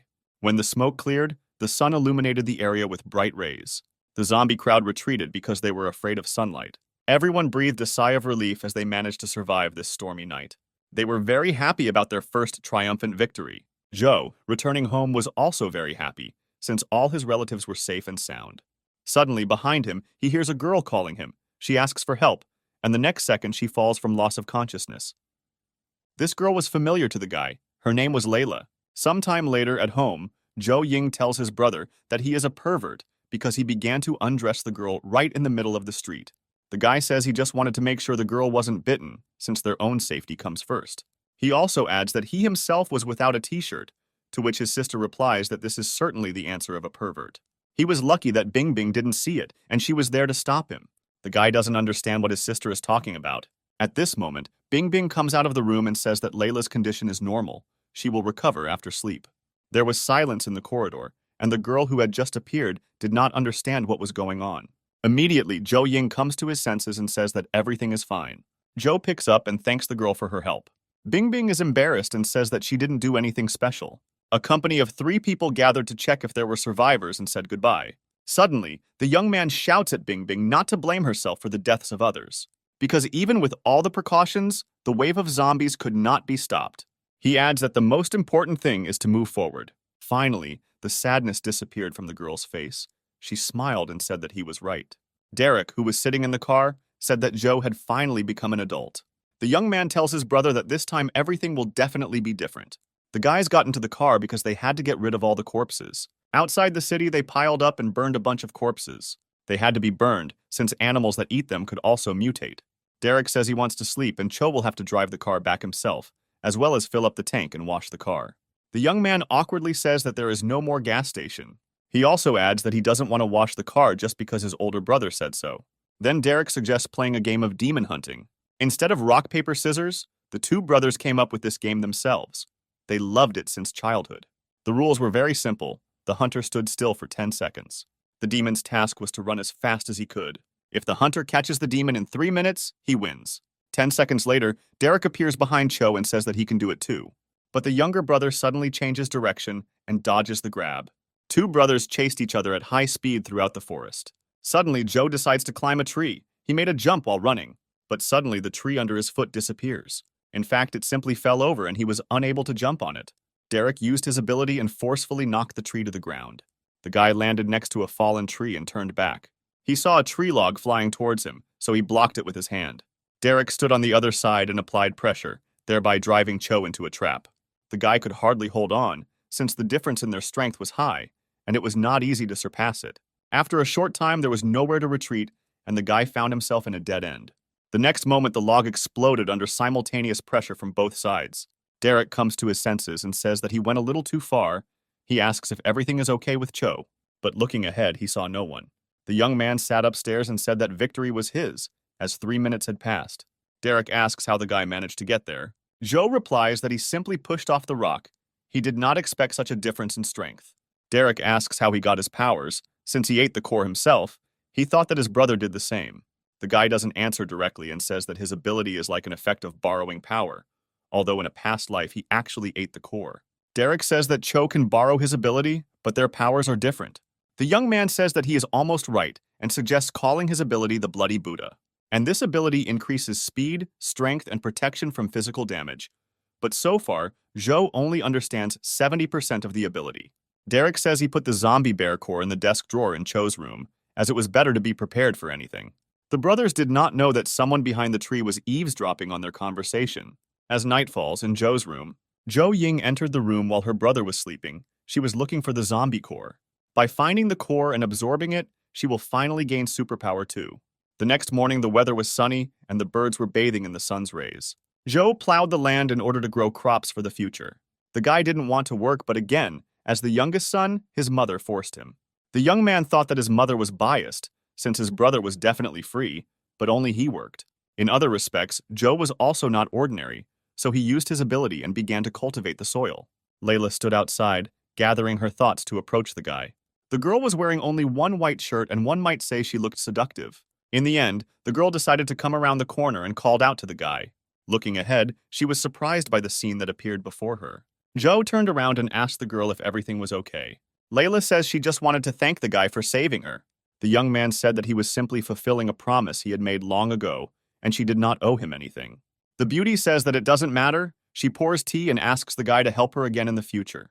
After listening to her, Zhou refused her offer. He was not interested in it. The girl did not expect such a sharp answer. She asked the reason for his refusal. The guy says that he promised to help because Uncle Lee took care of his family, and he simply returned the debt. But now that the debt is paid, he has no reason to help the girl every time. Layla was very upset. She looked down and said with difficulty that she understood.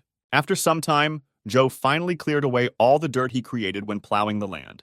The young man realized that the Blood Buddha was not yet suitable for agricultural work, and he needed to improve his control over the ability. Suddenly, he hears a knock on the gate and opens it. It turns out that guests have come to him. After they described the situation in the village, the guy listened to them and hung his head and said that nothing could be done. Unfortunately, no one else survived in the village, and everyone was saddened by this news. The guests blamed themselves for the deaths of others because they felt responsible. But Zhou says that they are not to blame and did everything in their power. Uncle Nu asks what they should do next, since they didn't know how to improve the situation. The guy says that everything is simple. They need to take a shower first and then have dinner together. Because no matter what happens, the most important thing is that they are still alive and well. After a while, Bing Bing came out of the bathroom with wet hair. The clothes that Zhou Ying gave her were not enough for her, and the girl thought that she looked strange in them. At this moment, the girl was called to dinner, as the food was already ready. The girl was a little embarrassed because she looked strange, but she thought that there was nothing wrong with it. By evening, when the sun was already setting below the horizon, throughout the entire village only one house had a light on. Preparations for the evening meal were in full swing in the kitchen. Everyone was talking and joking. Aunt Olivia tells Bing Bing to sit next to Zhou, to which the girl happily agrees. Layla watched with envy as the girl sat down, but could not say anything against it. Zhou offered the girl a soda with a smile, and she took it.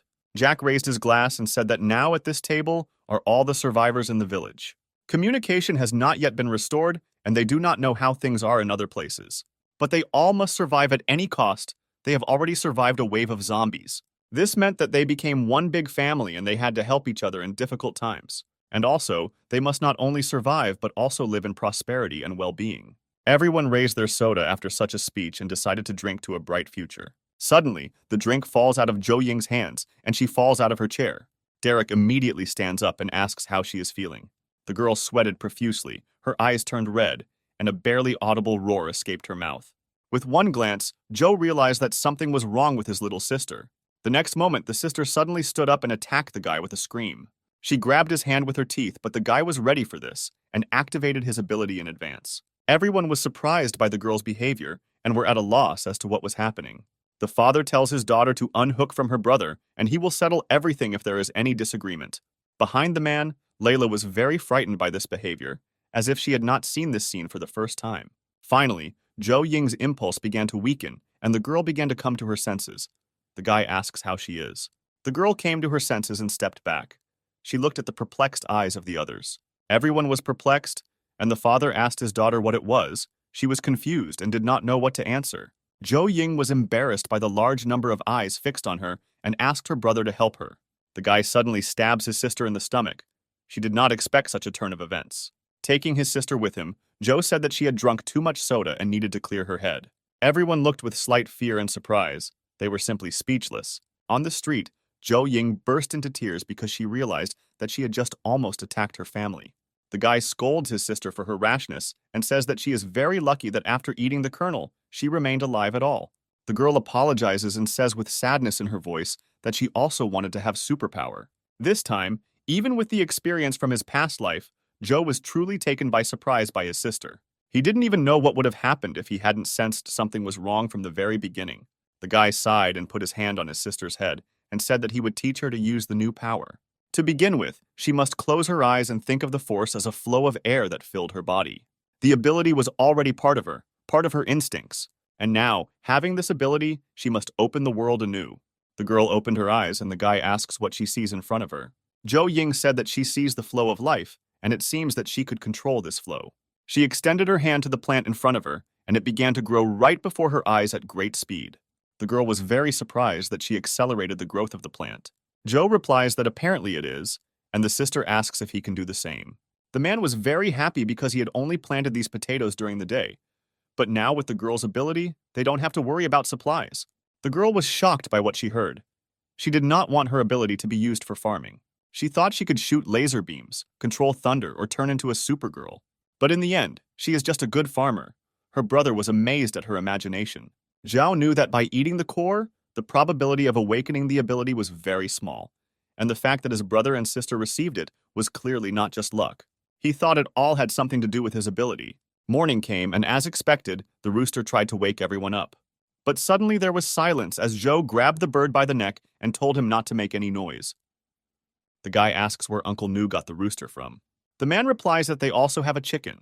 He personally raised them so that later she would lay eggs. A couple of years ago, the farm was short on workers, and he received a chicken and a rooster as a reward for his help. Hearing that there was a farm in the village, the guy immediately remembered that it was not so far away. Thus, they went to the main farm of the village, and after some time arrived at their destination. Zhou said they need to take as many birds as possible to breed them at home, and also take eggs with unborn chicks with you. Juan says that everyone on the farm is dead, and asks if they will suddenly turn into zombies. Even though they looked like they had been stabbed to death, there was always the possibility of danger. The guy reassures them, saying that zombies do not appear in the middle of the day, but the main thing is not to go into the basement, where the sun's rays do not reach. Juan says they still don't know what's going on outside. He couldn't believe that all the people there were dead too. Uncle Nu replies that people have many effective weapons, and maybe help will soon reach them. Joe says that it is better for them not to have high hopes, because the worst thing is not the zombies themselves, but the virus, the consequences of which go far beyond the scope of human imagination, and they could only rely on themselves. After some time, Juan found an incubator and told her companions to look at their number. Uncle Nu was very happy about this discovery, since it meant the success of their foray. The guy asks the man if these eggs are suitable, to which he replies that it is possible, under the right conditions, to carry out artificial incubation. Juan says that there are a lot of eggs, but there are not a single chicken, and this is very strange. Zhou agrees and says that if they all died, then at least the bodies would remain. Suddenly, they hear a sound from the entrance and turn around to see what it was. It turns out that it was a goose. It made sounds characteristic of its species. Everyone was surprised by the sudden appearance of the goose. Juan was very glad that there were surviving animals on the farm. He asked Joe for a bag and said that he already had experience in catching birds for slaughter. The young man suspected something but decided to remain silent for now. Afterwards, the man began to carefully catch the goose and tie it up. He quickly managed to cope with the task and easily immobilized the goose. But suddenly the bird opened its beak and turned into a monster. Joe reacted in time and saved Huang from the zombie goose. The man started sweating and asked what it was, but they didn't have time to talk since they had to leave. Once outside, they stopped abruptly and were surprised by what they saw. A whole flock of hungry zombie monsters rushed towards them, who surprisingly were not afraid of the sun. It was very difficult to resist the birds, since there were so many of them. Zhou, noticing the escape route, called the men behind him. They began to run away as fast as they could because they did not want to be eaten. The guy understood that Huang and Uncle Nu were too slow, and at this pace they would definitely not be able to break away from the mutated geese. The men were already out of breath from running and covered in sweat. The young man urgently needed to come up with something. There was nothing to do, so the guy decided to try a new ability that his sister had previously shown him. This power was different from the one his brother possessed, and was perhaps more practical. The young man used his growth ability and vines began to emerge from all sides. They stretched out along the entire length and attacked the monsters who were constantly chasing people. The guy was glad that he managed to slow down his pursuers and said that they needed to break away. But unfortunately, the path ahead was blocked by more zombie geese. They were surrounded. They looked at the monsters' mouths and thought that they were finished. But Joe shouted at them to quickly run inside. They ran into the room and closed the door behind them, the men catching their breath. The man looked out the window and said that now they were stuck here for a long time. Even if Joe is strong enough to get out, he and Huang certainly won't be strong enough. The young man replies that it was due to his negligence that they were in danger, and he will do everything to ensure that they return unharmed. Joe thought through all the options, but was still hesitant to use the Blood Buddha's ability due to limitations. But suddenly Juan finds a computer and says that the electricity on the farm is still not turned off. The guy doesn't understand how this information will help them in this situation. The man says that since the computer turns on and you can connect to the network, then you can find a way. Suddenly, monsters start breaking into the door. The guy blocked the door and told Juan to hurry up because the door wouldn't hold up for long. The man began to quickly type on the keyboard and asked for 3 more minutes. He was very confident that he would find something that would help them. Joe understood that in 3 minutes the door would definitely break down, and it was better for him to attack first. So he activated the ability and kicked the door out. He grabbed the handle of the broken door and looked at the monsters with rage. The zombie geese knew no mercy and fear. When they saw a man, they immediately attacked him. The guy began to clear a path forward, using the door as a shield in front of him. The next moment, he used the ability and struck with all his might, destroying all the monsters in front of him. The guy sighed, since with this he secured at least a couple of minutes. But turning his attention to the remaining mass, he realized that it was moving and trying to come together. Uncle Niu asks Huang how long he will continue to fuss, since, judging by the sounds, it was not easy for Joe. He replied that there was still a little time left. He mentally asked Joe to hold out a little longer. Once the file is downloaded on your computer, everything will be over. Meanwhile, the guy was surprised by the sight of the creature that formed right in front of him. The next second, this monster rushed forward and attacked the guy. It had enormous power, and Joe's ability was not enough. The young man flew back, and from the strong push, his throat began to bleed. At that moment, Uncle Nu came out and told the guy to run away with Juan, and he would try to detain this monster. The guy got up and went to the man, who shouted at him not to hesitate, otherwise they would all die here. But the young man was adamant. He wanted to fulfill his promise that he would get them out of here at any cost. The mutant zombie began to attack the victims. Joe felt as if the energy of the growth acceleration and strength enhancement abilities were combined together. It was a strange feeling. It was as if his whole being wanted to win. The next moment, the guy hit with his fist, and the creature scattered to the sides. But immediately after that, his power dissipated. The guy was very surprised and glad that his idea worked after all. But he could not understand what this new power was. The blow was very powerful, so much so that now he could not move his hand. There was no time to recover, as more zombie geese appeared around the corner. Joe was annoyed that there was no end to them, but he was also in a dangerous situation. The danger was approaching every second, and the guy could not move, as he had used up all his strength. Suddenly, music began to play throughout the village, and the zombie goose heard it and stopped a few centimeters from Joe. The melody was familiar to the monsters, and they ran back in a hurry. Juan leaves the room and asks if everything is okay with them. Uncle Nu in response asks if he turned on these sounds. The man replies that he really did. These sounds indicated the beginning of feeding on the farm. Since all the animals remembered this melody, they immediately ran to the feeding place. Fortunately, he made it in time, but they will never come to the farm again. They were very lucky that the chicken eggs did not break. Juan asks when the man managed to take them, to which he replies that while he was busy catching the goose, he managed to grab a few. Juan asks if these eggs are mutated. Uncle Nu replied that this cannot be, since these eggs are no more than a week old, and those monsters would not have time to lay them. Joe sat in the back of his pickup truck and thought about the new power he had recently unleashed. When they arrived home, they held a general meeting. Zhou Ying asks everyone to pay attention, as she wanted to outline the further plan of action. For starters, the security group, which is responsible for patrolling and building protective structures. It included Commander-in-Chief Jack, Juan, and Derek. Then, the agriculture group is responsible for growing crops and raising livestock. It included Uncle Nu and the girl herself, since she had a very useful ability and, as a farmer, would do everything at the highest level. Next came the resource distribution group, which kept records of the expenditure of supplies and resources and also planned their use. Olivia and Layla were in charge. And last but not least is the intelligence group, the eyes and ears that search for resources and analyze the environment. In this group were Joe and Bing Bing. Thus, the meeting was over, and everyone had their role and task. After some time, The young man collected everything he needed in his bag for his foray outside. The guy took everything that could be useful: grenades, Molotov cocktails, first aid kit, weapons, since it was impossible to repeat the mistakes of the past. Suddenly, he hears someone calling him in a quiet voice. It was Layla. She quietly approached him and pressed herself against his back. The girl asked the guy to take her with him. The guy does not understand the reason for such a request. She tries to find the reason and says that she is afraid of Zhou Ying, as she can turn into a zombie. The girl adds that she just wants to go with the guy. She knew every corner of the village and could be useful. Layla says that there are plenty of supplies there, and they can run away together. They will definitely be able to hold out until help arrives. The girl would rely on the guy for everything, and no one knew the place except her. Looking forward, the girl saw the guy's blood-curdling gaze in front of her. The guy was very attached to his family and did not tolerate any disrespect towards her, and the girl suggested that he leave his family. He says that if she says that again, she will fly out of their house. In addition, he reminds him that it was she who left him that time. Coming out of his room, the guy sees Bing Bing standing at the entrance. The girl was a little embarrassed and asked the guy if they could move out. Joe agreed and they left. After some time, they arrived at a small lake. There was a fishery here at a very great distance from the nearest settlement. Bing Bing says that because of this, there were probably few fishermen here and asks who opened this farm. Joe replies that this place belongs to that same guy, Lin, and he adds that he found this place by accident. The girl is interested in the reason for Lin's contempt for Joe. The guy replies that it all started in high school when he didn't want to obey someone just because of his family's money.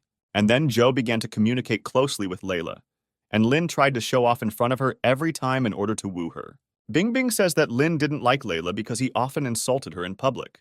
The guy said that Lin's goal was only to take revenge on him, and Layla is free to be with whomever she wants, despite the then rumors of their marriage. Joe says that it was the adults who planned to marry them, since they communicated so closely without even asking them. The girl finally understood everything, although she did not understand how such love could lead to marriage. Suddenly, the girl felt something, but there were no signs of danger on the water. They came to a garage and there was a large storage area in the basement. However, the passage defense was very high, like in a bank. The girl asks the guy what to do next.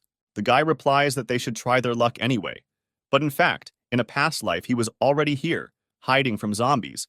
He was able to hold out for a long time on supplies. But in the past, he came when the power was already out, and the guy managed to turn on the backup power source in time to prevent the food from spoiling. This time, there was no power outage. Perhaps something had changed due to the fact that they stopped the first wave of zombies, and there was a possibility that there were survivors here. Suddenly, he hears a girl scream and asks her what happened. She replies that everything is fine, and she was just not careful. Bing Bing says that fish heads are too strange and asks the guy what kind of fish they are. Suddenly, the fish's pupil twitched and turned crimson red. Zhou rushed forward sharply as he immediately realized that these fish had mutated into zombies. As soon as the guy touched the fish, it hit him with a stream of water. The young man did not expect such a sharp and strong attack, and the next second he flew into the wall. Judging by the strength of the monster, the guy immediately realized that it was a second-rank zombie. Bing Bing stood in front of the guy, ready to protect him, and asks what they should do next. The guy shouts that they need to leave because they can't cope with the monster, but suddenly he hears a sound from the entrance. He was very surprised when the vault door closed and they were trapped.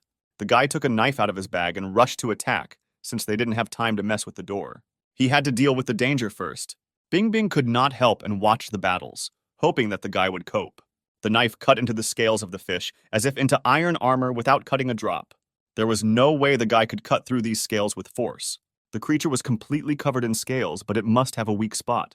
After analyzing with his own eye, the guy realized that the weak point of zombies is the gills. Zhou made a dash and found himself behind the zombie, and then pointed his knife at the weak point of the fish. But suddenly, when the knife was already very close, mutated worms appeared. They usually lived in the gills of fish and coexisted together, protecting the host in times of danger. The guy's attack failed, and the fish wasted no time in attacking him with its tail. The next moment, the guy flew to the side, receiving injuries. The fish immediately approached him and wanted to attack him with a stream of water. But the guy took an exposed cable with electricity and paralyzed the zombie with a discharge of static voltage. He was lucky that the creature had no resistance to pure energy. It was not an easy battle.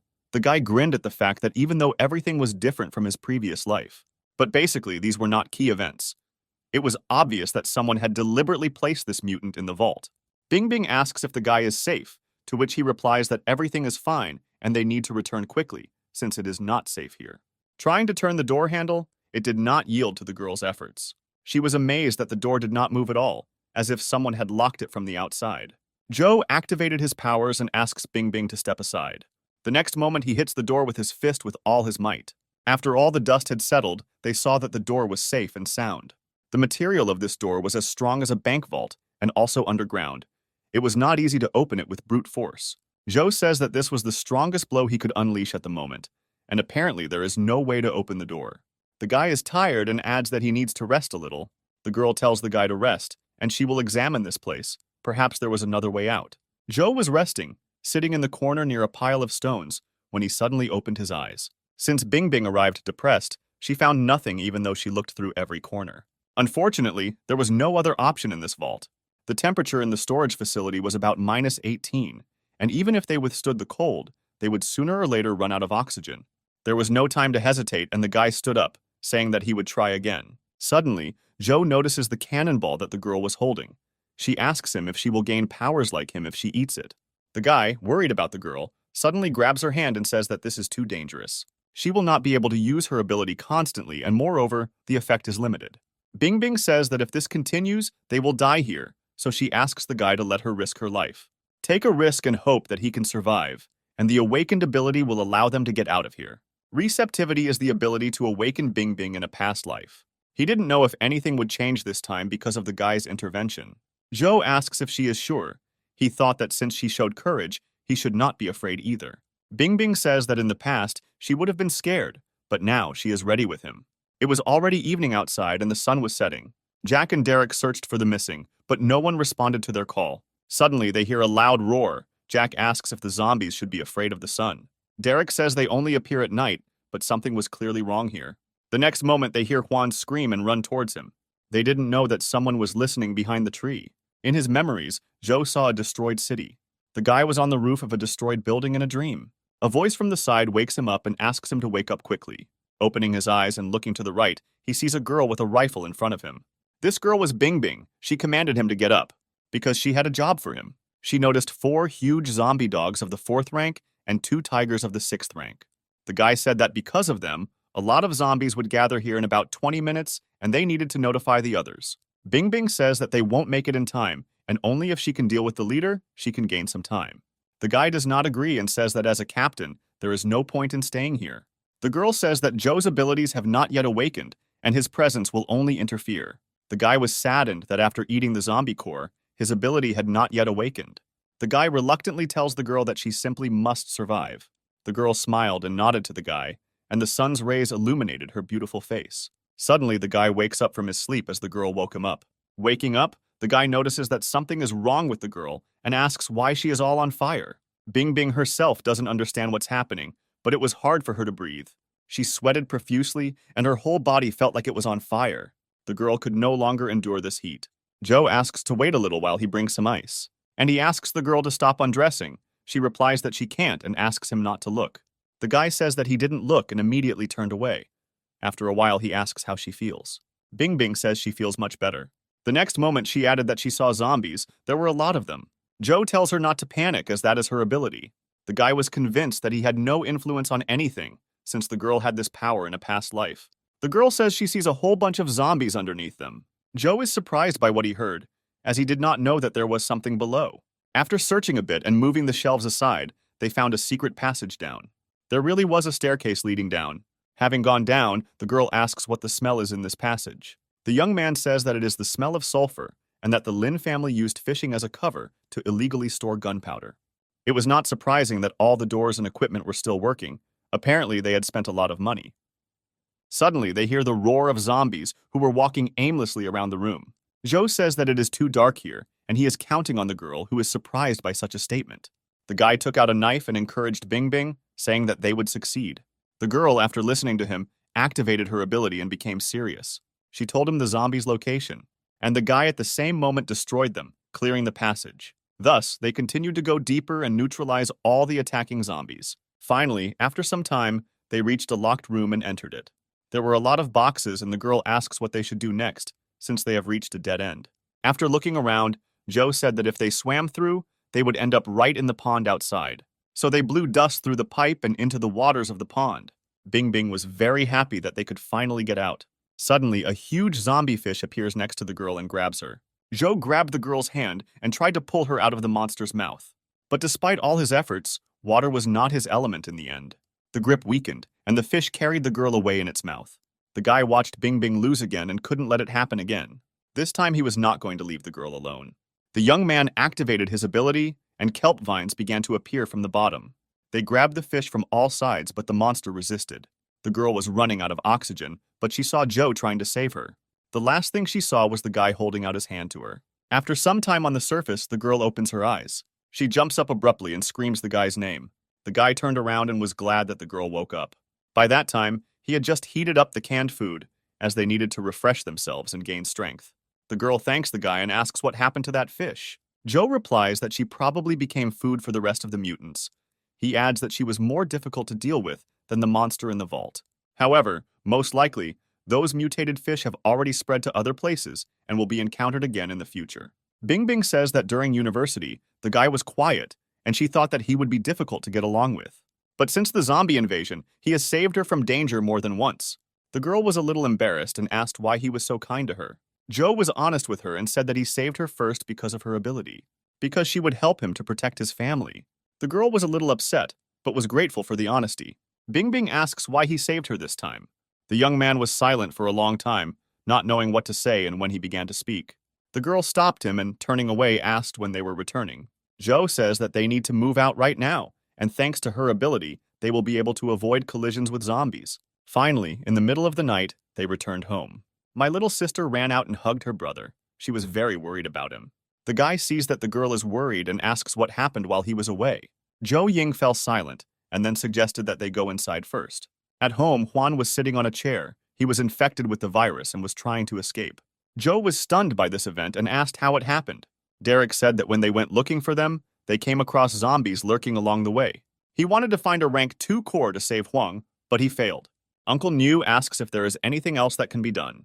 But it was already too late, since the virus had reached the brain, and if you give it the core, it will simply turn into a monster like Lin. Juan had difficulty pronouncing the words, but if you listened, you could understand that he did not want to become a zombie. He shouted to the guy not to doubt and decide quickly. Joe understood that there was no choice, and he would have to be neutralized. Suddenly, he remembers something, and there was still hope. He turns around and asks Olivia, his mother, to come with him. He took out the core of the zombie fish and told it to quickly eat it. The woman asks where he got it, to which the guy replies that he got it on a sortie. He hurried her so that she would quickly eat the kernel. The mother says that she is not infected and does not understand why her son asks her for this. At this moment, he hears a roar, and Derek says that he will not be able to hold Juan for long. Joe understood that something urgently needed to be done before his mother's ability awakened. At this moment, the zombie breaks the ropes and frees itself from its shackles. He asks Joe to kill him quickly before it is too late. The guy mentally apologizes to Brother Juan and was ready to strike. The zombie was also mentally prepared and no longer resisted. At that moment, Olivia activated her ability. She immediately used her ability and healed the zombies. Juan became human again. He was very happy. Everyone was surprised that Olivia suddenly awakened her ability and began to look many years younger. The girl didn't understand why everyone was staring at her like that. After some time of explanation from Cho, everyone understood where Olivia got her ability. Joe Ying was delighted that thanks to her ability, her mother became a beauty. Derek asks if she can turn all the zombies into normal people now. But Joe said that this ability can only heal those who have not completely transformed, and ordinary zombies will simply die. Jack was very happy that they could not be afraid of infection, since his wife would now save everyone. Olivia asks her son how he knew that she would have such an ability. Joe couldn't explain it, but he said that he suddenly felt that she would be the one to have the right ability. In addition, this was the case with the abilities of the brother and sister, but then the feeling was not so strong. Although the young man did not sense Bing Bing's ability and could not borrow her power, perhaps he could only copy the abilities of his family, and when they awakened the abilities, the guy became stronger. Sometime later, Bing Bing and Joe were in the living room. The guy asks the girl to find out how many zombies are in the area. She agrees and activates her ability, scanning the area around her. She says that there are about 100 zombies in the forest and the same number at the foot of the mountain. The young man asks if there are any rank 2 zombies among them. The girl nods affirmatively and says that she sees at least 3. Suddenly, Bing Bing notices that all the zombies began to move and were moving at the same time. It was as if they were gathering in one place at someone's call. Suddenly, the girl screams, seeing Lin. All the zombies were heading towards him. The guy saw with his own eyes how he was torn into pieces and doubts that the girl saw him. If it really is Lin, then he is the one who locked them in the vault. And also attacking Juan and the others was part of his plan. Bing Bing asks what to do next. Perhaps he should inform the others to be careful. The guy says that Lin is probably now gathering a bunch of zombies to attack them. But instead of waiting for him to attack, they would attack first and take him by surprise. Peter, waving a flashlight, looked around the forest, saying what he knew for sure about his old enemy. The old enemy had not been seen for too long, but he understood that he could not stop the search. And suddenly a villainous male voice was heard. It was he, Louise, the same one who was torn to pieces at the last meeting. With his devilish smile, he gloated at the hero and was surprised that Peter himself had come for his death. His words received a strong response. The killer of the dead arrogantly said that he himself almost died last time. You can immediately see how angry he was with him as he yelled at him to shut up. After his screams, not even a second had passed before he pounced on his old enemy, Peter, who blinded him with a flashlight and did not think to dodge. But he shouldn't underestimate Louise. During this time, he'll gain quite a bit of strength and can easily pierce Peter's throat. But our hero is not so simple as to fall for such an obvious attack. He literally saw his every move. The ringing whistle of the blade as it was released from its sheath ran through the air, and the vile zombie was cut to pieces. A new gigantic wound appeared on his body, a gigantic cut in the side through which air could easily pass. While Louise's blood flowed down the blade, the hero realized something, or rather, he had already guessed something before. His wound was bleeding heavily, but it began to heal before his eyes with incredible speed. The hero noticed this and added that there were no wounds on his body. What a coward he was. In response, the dead man told him that Peter was too arrogant after all. No matter how much he wounded him, he was all alone. So behind the monster, a strong explosion thundered, which puzzled him, frightening him. But the guy didn't think that Louise had his own army. Only today the old enemy would celebrate his death day.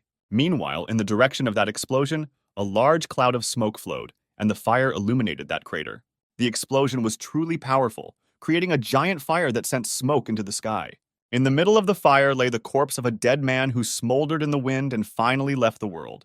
The culprit of the explosion turned out to be Peter's best father, who gloated at those monsters who were not even waiting for him.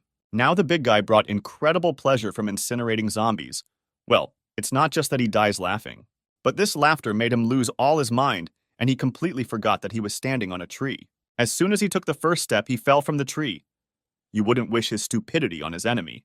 But Mother came just in time and caught the giant man. What a force. Chris was incredibly happy with his dearest wife. Well, he literally beamed in front of her eyes. But she was not at all happy with the pile of muscles that fell on her. At such a time, only an incredible family and zombies are not asleep, who will collide with each other in a night battle. Anna understands well that now there is no time to hug her husband. She needs to fight back this terrible crowd. Our Ice Queen was terrifying with her gaze. She literally covered the hearts of the audience in ice. Suddenly, a blue star lit up above their heads, which does not bode well for their enemies. After the grand attack, they burned under blue flames. Their pain cannot be described in words, as if they were being melted alive. Suddenly, the first blow was followed by a new wave of blue energy, which burned everything in its path.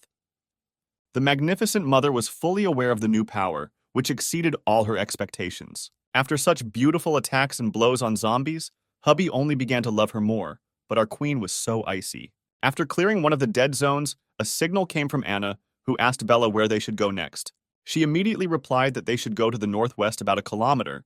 There should be 24 zombies there. Then my mother asked how their situation was. She answered the question by saying that everything was fine. They were all in the basement, and there was a guard at the entrance. Then Bella asked how brother Carl was doing, whether he was coping and how he was doing. He replied with some arrogance that these weaklings would never be enough for him alone. The old man, laughing, added into the radio that these zombies never dreamed that their whole family would come to them. Brother said that the reason for everything is their headquarters, Bella, who perfectly informs them and makes their work coordinated. Everyone agreed with Carl and Chorus, and someone even offered to make her the commander of the detachment. The heroine was flattered by all the words.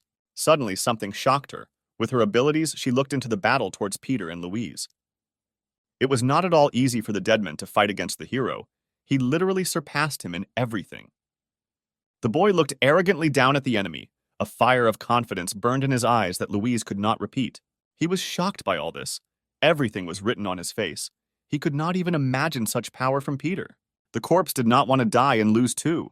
which is why it screamed at the top of its voice. There was not a scratch on him, and Louise was bleeding, and all his attacks were repelled. Then Peter asked him if he still had a chance to win. At the tip of his finger, incredible energy flowed. As soon as he pulled the trigger, the end of the main antagonist would come. But the vile Louise didn't think so at all. His terrible smile that shone in the darkness of the forest said everything for itself. That grim smile was followed by a scream into the radio from Bella, who warned that 3 second-rank dead men were approaching him. Immediately after this, 3 giant rats stood in front of him, blocking the path to Louise. He was shocked by the sudden appearance of 2 rank 2 rat monsters, but he well understood that they had no fighting strength or experience at all. Then the hero asked the enemy if he thought that he would defeat him with a crowd of rats. Louise was up to something very bad. That villainous grin spoke of all his intentions. To all this, he received a strange answer from the monster. Louise said that these rats were not for Peter at all, but for himself. Afterwards, the rats lay down on the floor, and he asked the hero to look more carefully while he pulled them out of their bodies. And he pulled out those same crystals, 3 crystals, but it's not at all clear what they were for. It was worth asking the question of how he eats crystals in order to increase his rank at the expense of the power of those rats. At that very moment, he turned into a devil in the flesh. His gloomy smile became even more terrible. He finally achieved the 3rd degree of transformation. The night continued. The blue crescent moon covered everything around with its pale light, even the giant mountain peaks that pierced the heavens. This creature has become even more dangerous. A zombie mutant with the 3rd rank is not at all what it was before. Our hero thinks the same thing, realizing that he has a high-ranking zombie in front of him, which means he will have to hit hard. After these thoughts, he thought no more and instantly surrounded himself with blood-red energy. It only took a second to fly at full speed towards the devil. Eyes full of power and rage saw the goal of cutting down the monster of the races forever, so that it would never get back up. Only now all his pressure disappeared immediately as the monster caught his blade in mid-flight when Peter wanted to bite into his neck. The enemy did not wait for the hero until he understood what was happening before his eyes and threw him aside. This blow does not allow the boy to come to his senses, leaving him without hope of victory. Louise could already smell the smell of victory over the enemy. His gloating smile is annoying, and he thinks that Peter is only capable of this. Previously, the hero himself could not even imagine that he would meet his old enemy in such a battle, where he would again find himself in the position of a loser. But the zombie killer does not despair and immediately decided to attack the monster while he was not waiting. The monster was not hurt at all. It was even disappointed in the powers of that arrogant Peter, who pretended to be everything he could. This was a real triumph for this vile creature. He was fully aware that all of Peter's capabilities had been exhausted. After the devil grabbed his head, the hero felt incredible pressure and fear. Something had to be done. The monster decided to trample the impudent boy into the ground and shake the earth so that it buried him. But the hero is not a weakling and used his last strength to escape from the enemy. This greatly surprised him. Rat tail. Louise didn't know where his sworn enemy might have gone, but looking for him now is like looking for a wolf in sheep's clothing in the middle of a herd. Yes, he didn't even think of despairing. With all his desire, he said that in any case, he would finish off Peter and then his family. Meanwhile, the boy climbed out of the tree through the roots of which he escaped from the monster. This power amazed him. He did not expect such power from a zombie mutant of the 3rd rank, since he could not meet anyone like him in his previous life. When he got out completely, he said that he was afraid that he wouldn't be able to cope with him, even with Mother Anna and Brother Carl, that he needed to come up with something. As soon as he thought about this, everything around him began to glow with bloody flames. He looked up with great surprise. This light did not give him any peace. The source of this terrifying light was clearly visible behind the treetops. Above his head was a full-blood moon, which only recently had been a crescent. It was clear to Peter that an ordinary zombie of the 3rd rank would not be able to do such a thing. But who could it be? Then followed an explosion of blue energy, which amazes with its strength and energy. What is happening this night? The energy spread at high speed in different directions, as if there was no end to it. That blue power collided with someone. This battle makes explosions of a completely different force and scale. Something completely incomprehensible is happening in this forest, something that is not real. Moreover, in the middle of these domes of energy, 2 silhouettes of a woman and a man levitated. Were they really to blame for all this? Only no one gave Peter the opportunity to get stuck into the battle of 2 godlike monsters of power, and the devil appeared behind him. The zombie killer is trying to turn on him to do something, but now he just has to do something. And the villain was very upset because he understands that the hero completely underestimates him. After those words, the demon sent the boy into space with his rat tail so that the air began to tremble. He broke all the trees in his path. They collapsed like sticks that teenagers break over their knees. The impact was too shocking. At such a speed, Peter destroyed a large boulder that had stood there for thousands of years. As soon as he makes a few more such swings of his tail, there will be nothing left of the local landscapes. It was not easy for him. With incredible heaviness, he crawled out of the stone. He was literally imprisoned alive in the stone. Only Louise came up to the hero in a few moments, and poking his finger on his forehead, asked why he didn't use his abilities to escape. "Well, if he can't escape, then he'll die so easily," said the evil devil. Suddenly, his words were followed by an explosion from those godlike monsters who had been fighting until now. There are too many unknowns in this forest. In this case, something inexplicable happened. The guy had a feeling that time had frozen. Everything was frozen, no one could move, otherwise he would be dead. He realized that he could not move, but his abilities were completely under his control. As soon as he realized this, Peter began to gather energy at his forehead in order to reproduce a beam of incredible power. That beam from his forehead pierced through the malicious Louise. He did not even dare to expect that such a setup would occur in such a case. But those deities were clearly on his side. At the most inconvenient moment, they seemed to deliberately stop everything, and immediately everything dissipated. Time resumed its course as soon as the monster realized that something wrong had happened, and Peter had injured him. For him, it was a terrible pain. His eye disappeared, and it was an incredible burden for him to endure. Louise was definitely haunted by a curse that even now did not leave him alone. After this battle, the scoundrel fled into the depths of the forest. We won't see him for a long time. His strength was leaving him.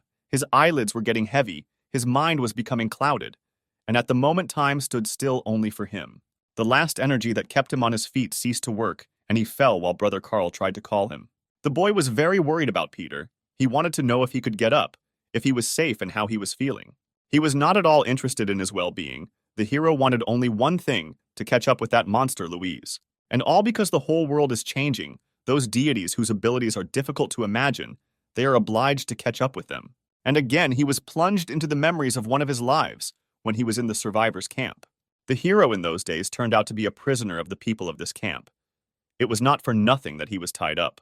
Suddenly, one of the guys spoke to their boss. As it turned out, there were no more survivors in his village. Their boss looked very scary, but he could still smile and asked how many zombies there were in Peter's village. From the outside, the hero looked very shabby. Initially, he remained silent, as if he was thinking about the question. After some thought, the answer came. Complete horror was happening in their villages. There were too many dead people, 1,000 or more. The survivors of the camp were not at all surprised by his words. They considered this number to be a very trifle, and the village as just another garbage dump. Like everyone else, their boss wasn't laughing. He was wondering what ranks those zombies had. With his head down, Peter reluctantly said that there was one of the 4th rank there. His eyes shone with lights. He was very interested in his words, but still asked him to try on some chains. Turning back, he noticed something was wrong. People were tied with chains on wooden posts. It reminded him of something. Skinny people, they constantly work. They look like homeless people from landfills. Are they really slaves? The hero thought. He was fully aware of the fate that awaited him if he remained here and decided to flee from here immediately. Only the trouble is, a wall of fire appeared in front of our hero, burning sinners in hell. Is it really because of his attempt to escape that he is already in the next world? Yes, the terrifying godlike man got angry with the guy, all just because he wanted to escape. The zombie killer was horrified. He had never seen such power and abilities before. His eyes said everything for themselves. But only the boss's gaze was much more terrible. He called himself and others like them superhumans chosen by the gods.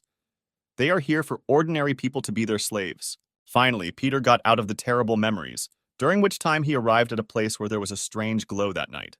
He was simply sure that it was all somehow connected with those with abilities. Brother Peter doesn't remember much about those who gained special skills, but those who reached the high stages were still those scum. The hero wanted with all his might to understand what was happening here and noticed a mysterious crater, in the middle of which there was something shining. From the middle flowed a large stream of energy that appeared out of nowhere. Looking down, he was very interested in the picture that was happening in the crater. Clearly, this forest was not an ordinary one. He thought that it was the fault of this crystal that caused the crater to appear. It was emitting too much energy. When the hero fully examined the crystal, he was plunged into horror. A drop of fear ran down his cheek, and everything around was covered in darkness. He is consumed by a strange desire to devour this thing. It attracted him too much. He did not understand anything. Suddenly, someone touched his hand and ordered him to get away from here. What kind of wanderer Could it be the one who made those bursts of energy yesterday? It didn't take even a second for the hero to jump out of the pit. This place is shrouded in mystery that needs to be revealed. The boy was not afraid. He acted calmly and instantly used his abilities to escape the unexpected attack. All in darkness, Peter asked this stranger who this daredevil was. An unfamiliar silhouette walked along the bottom of the crater in a hovering cloud of dust. He was also surprised by such a guest.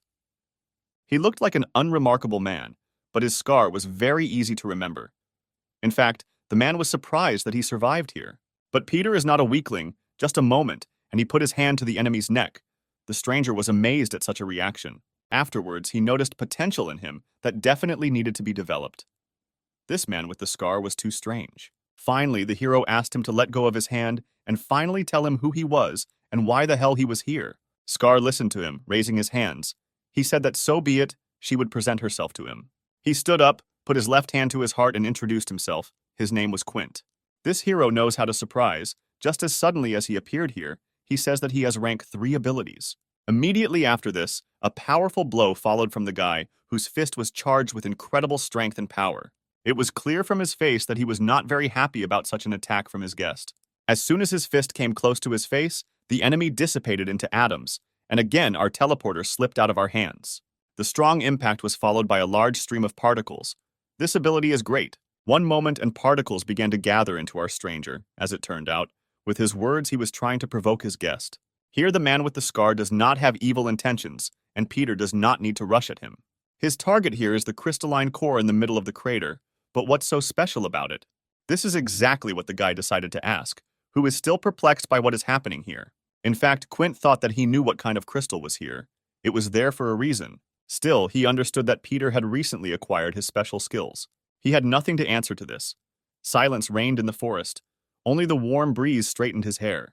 He compared this crystal to a strength enhancer in computer games. The man with the scar surprises. As ability holders, they must increase their rank, which is precisely the reason why they kill zombies and absorb their cores. But in this way, only the 4th stage of ability development can be achieved, says Quint. Then he gave away part of the crystalline core, which Peter looked at for a long time and could not look away. Then he began to wonder why he gave it to him, as if for a reason. What did he need? And you are smart, that's right. In the future I will need help from you, but for now it's better for you to increase your rank, said Quint. And finally, while his body was splitting into particles, he said that deities still exist in this world, and they are real. Then he disappeared, followed by a giant crystal, which crumbled into many particles and disappeared. The last phrase of the wanderer with the scar greatly struck the hero. He was puzzled. What kind of deities? What is he talking about? What is he raving about? Peter asks questions. Now he was again left completely alone with this crater and the whistling wind. Until now, he could not move away from his words. He looked at the ground and tried to imagine those gods who were spoken about more than once. He's completely crazy. What's in these bastards' heads? What kind of deities are there exactly in our world? Puzzled Peter asks himself. Almost the same thing was said by that scoundrel who called himself, and those who awakened their abilities a new milestone for humanity, the pinnacle of evolution. So if these were gods, then the end of the world was somehow connected with them. This meeting gave rise to even more questions. After much thought, blue energy began to ooze under his feet. Perhaps an enemy attack or a new ability. This radiance intensified, as if thousands of spotlights were burning in front of him, blinding him in the eyes. There were thunderclaps all around. An incredible burst of energy appeared out of nowhere. A strange ball appeared before his eyes, a clot of power that emitted too much light, like ball lightning. A strange crystal was floating in the sky. It couldn't be if it came from the core that Quint took. Again, something unfamiliar to Peter. He can't even imagine why this ball appeared here. This crystal chose our hero, since it flew towards him almost with lightning speed as soon as it came across him. The pebble went straight into the boy's chest with a whistle. He didn't even dare to expect that this would happen to him. After that, he was all aflame. Power, strength, and energy overwhelmed him. Could it be that he himself would soon become a deity? Then he flew up. A large whirlwind appeared around him. The earth swirled in a dance with other debris. Help came for the hero. Lena and Carl rushed to visit their arrogant brother. Maybe they could work miracles. As soon as they arrived here, everything was shrouded in mystery. A strange fog appeared out of nowhere and interfered with their search. According to Brother Carl, the weather should be sunny, but where the fog came from remained a mystery. The sister is here not only for the search, she also needs to knock on the impudent Peter. But apparently here he is. The heroine immediately noticed him and drew attention to him. Here is a brilliant smile that just wants to pierce this wanderer's skull with this club. The first blow to this man followed. How would he react to this? Well, this is not Peter at all, but a vile dead man who has already devoured the girl with his gaze. She was very scared and did not expect that this silhouette would turn out to be another monster. She didn't even think. She used her abilities and tied him with a vine so that he wouldn't dare move again. Now she's not so scared. The enemy has been neutralized. What a great fellow our Lena is. Finally, Brother Carl came up and tapped the cutie on the shoulder. The tearful heroine continued to shake with fear. That blow to the shoulder was painful for her. Carl asked her not to be so loud. Then a strange silhouette appeared in the fog, which she immediately noticed. She asked Carl about the wanderer who wanders around like a ghost. Is it him? Lena asks. Carl was already beginning to lose hope that the girl would finally stop talking nonsense, saying that there couldn't be ghosts here. But the silhouette with a blue aura was approaching them. He didn't even take a step to the side, just in their direction. Bella became even more scared. She already realized that she would be waiting. They needed to run, but her brother stood his ground. But this aura continued to approach. It did not respond to screams, but did not stop moving. In that fog, suddenly the silhouette began to blur, like an oil painting in the rain. Lena tried with all her might to shout to her brother, but he had nothing to answer. As soon as the silhouette disappeared into the ground nearby, a large beam struck, as if many peals of thunder were hitting one place. The heroine could no longer find an answer to anything. She hoped that Brother Carl knew the reason and asked him about it. You can understand him. He himself doesn't know a lot about this world. But here there are giant explosions that you can get closer to. Finally, he told her to return home, and he would check this explosion himself. But Lena did not want to go anywhere. Carl told her that she obeyed him, but the capricious girl did not want to tolerate this at all. It's immediately clear from her face that she won't sit still here. It's not for nothing that she began to use her abilities. As expected, she used her skills to manipulate the roots of the tree. She then straddled the roots of the tree and asked Carl to slow down. The boy immediately noticed something was wrong when he realized that Lena was chasing him towards the explosion. So they arrived in time. The heroine also spectacularly arrived at the place, only the landing was not at all soft. Still, he asked her to go back, but she disobeyed and followed. She had a reason for this after all. It's dangerous here. The more people, the better. Only they didn't have time. Scared, Lena looked ahead and told Carl to see it too. Meanwhile, our hero was levitating in a strange sphere that exuded a lot of energy. It was as if that same crystal had imprisoned him. He could not wake up. This power enveloped him. Carl was worried about his brother, shouting at him. He tried to find out if everything was okay with him, but he didn't get an answer. He could not stand it, clenched his power into a fist, prepared himself for his strongest blow, and directed all this power at the sphere. This blow was incredibly powerful, but the ball didn't even crack. There was no reaction at all. It was as if he was pushed away from him. Such anomalies filled him with horror. What would happen to his brother? How was she there? Was he still alive? He couldn't understand anything. The blow was incredibly powerful, but he didn't do anything. Then the crystal cracked and broke into pieces. Was it all over? Was Peter finally going to wake up? Previously, he did not even dare to move, but now all this was followed by some signs of life. What is going on here? His clear eyes began to shine with blue fire. There were more and more mysteries. The giant ball began to dissipate, the energy began to fade, and the zombie killer finally rose to his feet. During this time, something incredibly strange happened. The same power flowed from him as from the crystal, and his gaze, there was nothing even to say. Only now our boy was already at home. After these events, he lost consciousness and woke up here. Apparently, he was dragged by Carl and Bella, who brought him to a house where it was safer. So he woke up. His gaze was as clear as before, not what it was after all the spheres. The sister immediately noticed how Peter opened his eyes and was clearly very happy about it. It turns out that our hero lay in bed for a whole day, scaring everyone to death. They scolded him for going so far when he had not recovered.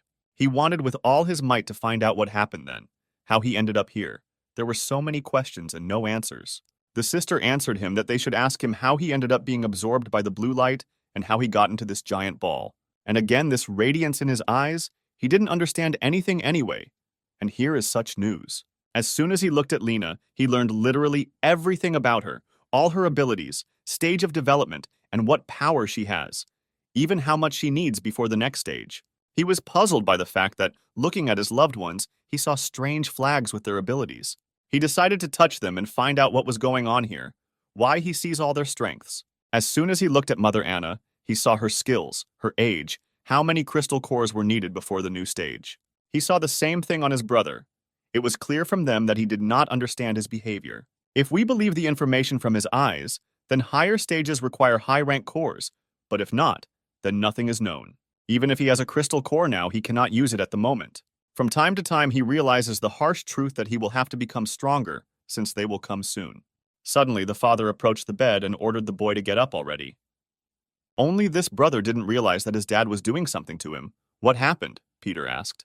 But Daddy Allen is tired of watching his son soar in the clouds. He only just woke up and is still sleeping. And here are the abilities of the father who did not even awaken them. As it turned out, he will have gigantism, with a high chance of awakening. Finally, he stood up and said that so be it, he would get up. But in the depths of his soul, he was pleasantly surprised that he saw unawakened abilities. The hero was clearly out of sorts, as if he had gotten off on the wrong foot. So Lena asked where he was going, and he reluctantly replied that he would go out into the yard. He left, but the others couldn't squeeze out a word. No one was happy with his behavior. The sister did not understand at all why they waited with such diligence for him to wake up. Carl understood that brother Peter looked like he was thinking about something for a long time, so he shouldn't be disturbed. Meanwhile, Bella was carrying a plate with all sorts of goodies. It was immediately clear from it that she was glad that her beloved Peter had woken up. But she had just prepared dinner. What a coincidence. The hero is hungry as a wolf and will only be happy with home cooking. These two are just happy to see how that couple is having a nice chat together in the yard. But the truth is, as soon as they turn away, Peter is already with his beloved Bella. And the father can see that his son is worried because he doesn't have a girlfriend, while his brother and the girl are hanging out. Lena also added that Carl often took friends, but never girls. Meanwhile, Peter had already dined, and only crumbs and scraps remained from the food on his plate. Afterwards, he asked his all-seeing friend if she had seen Louise, how far away he could be. She replied that she had not seen their enemy for a long time, especially since Carl also went out to search, but to no avail. Then the heroine again noticed that Peter was thinking about something. She was upset by his gloomy appearance. And finally, she asked him this question: why is he so gloomy? It's not good at all. Well, he doesn't look like himself. Then she remembered when they were attacked by zombies. Everyone was in complete horror, but only you remained calm. In those moments, it seemed to her that he was capable of overcoming any obstacles, reaching any heights, literally capable of anything. And even if an enemy of any strength stands in front of his nose, the boy will cope with everyone. How sweet! She sincerely said that he could tell her everything that bothered him so much. After all, they were one big family. Peter was very touched by these words, especially since she included herself in their family. This will be a minute of silence before great embarrassment. Then she realized that she had said everything possible and began to try to get away from her words, but her excitement did not allow it. She and Peter are so close, or rather, no, she said with a face full of embarrassment. The hero understood everything well and was happy with all her words. No matter what she told him, he would always understand her. However, he also knew that those on the balcony were looking at this couple all this time, and they needed to talk. This puzzled them greatly. The trio did not say a word, looking at each other. Time passed, and they all went somewhere. While they were driving, he told everyone that they should collect zombie cores and absorb them in order to increase the stage of their abilities. All this time, he was thinking about how they could become stronger. He wanted to tell them something, but his heart wouldn't allow it. Anna was not at all calm in this situation. She didn't like what was happening here, and all because in peacetime, they could always live in harmony with each other. But after the end of the world, human nature takes over. Sometimes people trying to survive do things worse than any zombies. This is what makes us animals, says Mother Anna. It is for these reasons that they must become stronger, become more dangerous than any other danger, become more terrible than any nightmare. They need to collect resources, improve their stage of development, and increase their stock of weapons. Behind all this is the well-being of their family. Alan appreciated his son's words. It was right, says the old man. Then he continued, anyone who dares to attack them will have to choke on their blood. Time passed, and they stopped to examine the place where they were striving with such trepidation. The father asked him if this was the water farm that Peter was talking about. If there was gunpowder there, the hero confirmed his words and said that they could find something more important there. Then there was a powerful explosion in the middle of the forest. What was happening, and why there was life around when exactly they came there? Coming here, Peter didn't even dare to expect that something like this would happen. At the site of the explosion, there was a large cloud of dust, among which the silhouettes of many people were moving. These strangers turned out to be armed bandits or soldiers. One by one, they moved inside the structures towards the waterworks, to which they were not the only ones advancing. Lena also noticed them, but was surprised that there were so many of them. But the truth is that their number is amazing. It was not at all clear to Carl where they came from and what they were interested in here, what the goals of such a large-scale operation were. Then the hero suggested that these were Louise's accomplices who were engaged in the gunpowder trade, and all this leads to the fact that they are going after the same thing as our family. His words shocked them. What does this mean? They will be left without resources, and these bandits will take everything. He said that before leaving here last time, he locked the doors, but they were not afraid to spend grenades to get there, which means they know what is there, and not everyone has such information. The sister was immediately upset, because she understood that they had lost a lot of resources, and Louise's bandits would take everything. Peter didn't think so. Tilting his head down, he said that it was not at all a fact that they would take everything. Lena initially thought that she would go and fight them, but there's just one catch. They have weapons on their side. Then Peter turned to Bella. What would he need from her? As it turned out, he was wondering how many zombies were now near the reservoir. She accepted the request and used an ability that set her eyes on fire with golden flames. From above, you can see how many red dots are wandering around the forest. These were zombies, only there were somehow too many of them. There were 52 zombies in total, of which 45 were ordinary and the rest were second rank. But that's not all. Among all the monsters, there is one unlike anyone else, much bigger and stronger, and on top of everything else, there's some kind of black thing in his head. Apart from Peter, the entire family had never encountered third-rank monsters before. According to Brother Peter, everything underground is filled with gunpowder, which means it will be difficult for them to fire at zombies, not to mention creatures of the third rank. The plan is that they will wait until the battle against the zombies begins with those bandits, and later they will make their move. Lena agreed with her brother, but Carl surprised everyone by the fact that it seemed to him that someone was approaching. His words made our boy worry. He immediately looked to the side and also felt something. And suddenly, behind the horizon, silhouettes of people began to appear, who, like quiet shadows, made their way into it unexpectedly. These were the same armed bandits. That large group was only part of the whole team. Immediately after Peter came the order to lie down behind cover, an emergency situation. Fortunately, he and his brother managed to hide behind the car while they were showered with hail of lead. The hero told his brother that they would have to split up to win and run in different directions. Carl said that he would lure the enemy, and his brother would strike at the right moment, do everything quickly. The enemy will not have mercy. He concentrated all his energy and ran after Carl. Both of them had an important mission. The fighter clearly did not expect this. At first, he did not even realize who he should fire at, left or right. It was for this mistake that he would pay. While he was firing at Carl, he danced in the rain of bullets and avoided each one. Now he realized that he no longer belonged here and decided to jump off the bridge to get away from the forest. But he didn't expect that danger would be waiting for him there too.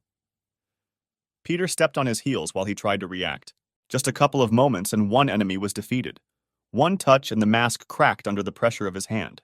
This trick caused the soldier to spin as if into a spinning top, and his weapon flew far and wide. One enemy was defeated. They managed to defeat him, but why was he only one?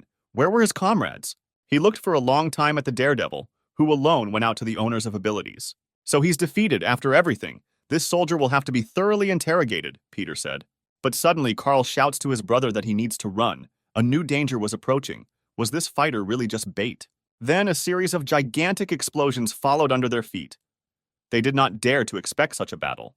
There were powerful dents on the tree stems, as if they had been shot by an ancient cannon with a strong cannonball. There were also cylindrical holes on the ground, as if a large boulder had been rolled along it. There was almost nothing left of the soldier. What a pity! Now they won't be able to interrogate him. The hero did not understand at all what was happening here. There were always some strange things on their way. But the cause of those explosions, dents in trees and holes in the ground, was this harmless ball. Carl said that this is part of the ability, and you need to be careful with them. Then, a strange whistle appeared in the forest again. The same whistle that was there before the large-scale attack occurred. And so it happened. The same balls were rapidly flying towards them. There were a lot of them, and everything was on them. This ability is incredible. Literally, one ball demolishes trees in its path. No matter how resilient the owner of the ability is, he will not withstand a direct hit. One of the balls was able to hit Peter, giving him a slight scratch. Brother Carl wondered whether something had happened to Peter or not. He replied that everything was normal, just a scratch on his hand. It would heal before the wedding. Then he asked him if he saw where the attack came from.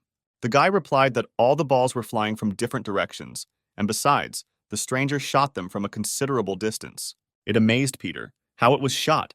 how it was from a decent distance. How is this possible, he asked. Using the analogy of a pinball machine, Carl clearly explained how the enemy's attack works. Someone shoots balls, and they become their target.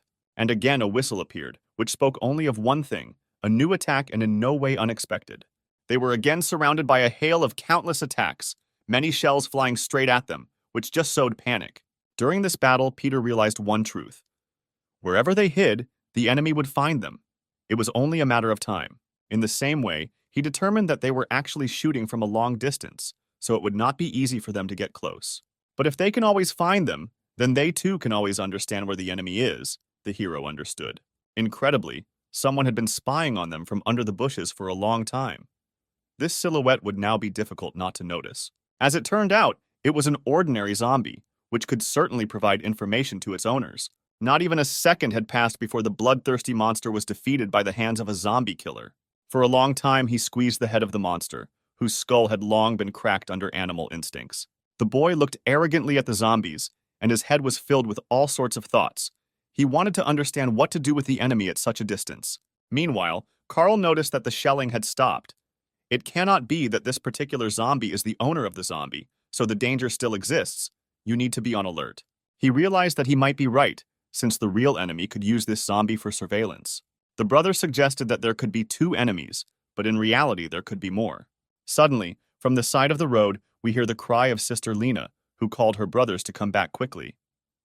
And all because the armed people from the storage facility began to move, and they could notice them. Carl was shocked. How quickly time flies. They already need to hurry. Peter did not go far from the younger one, and was also amazed at the speed of those bandits. The brothers agreed and went to the car to discuss a plan for further action. After all, one cannot act at random. Meanwhile, the same enemy archers who threw balls at the heroes are now embittered for allowing them to escape. One of the villains blamed his fat partner. It was his fault that they lost them, and they were going to play for big. While his comrade scolded him, the fat man painted his lips and preened himself, saying that those handsome guys were clearly very strong. The races were able to so easily deprive them of their attack. In addition, the mustachioed devil with painted lips did not look like a villain at all, more like a small child who took his mother's cosmetics. But all this is not so important. Crescenti wondered why his comrade killed that guy. He replied that they could shift their guilt onto those two, and the death of one civilian would not incur anything at all.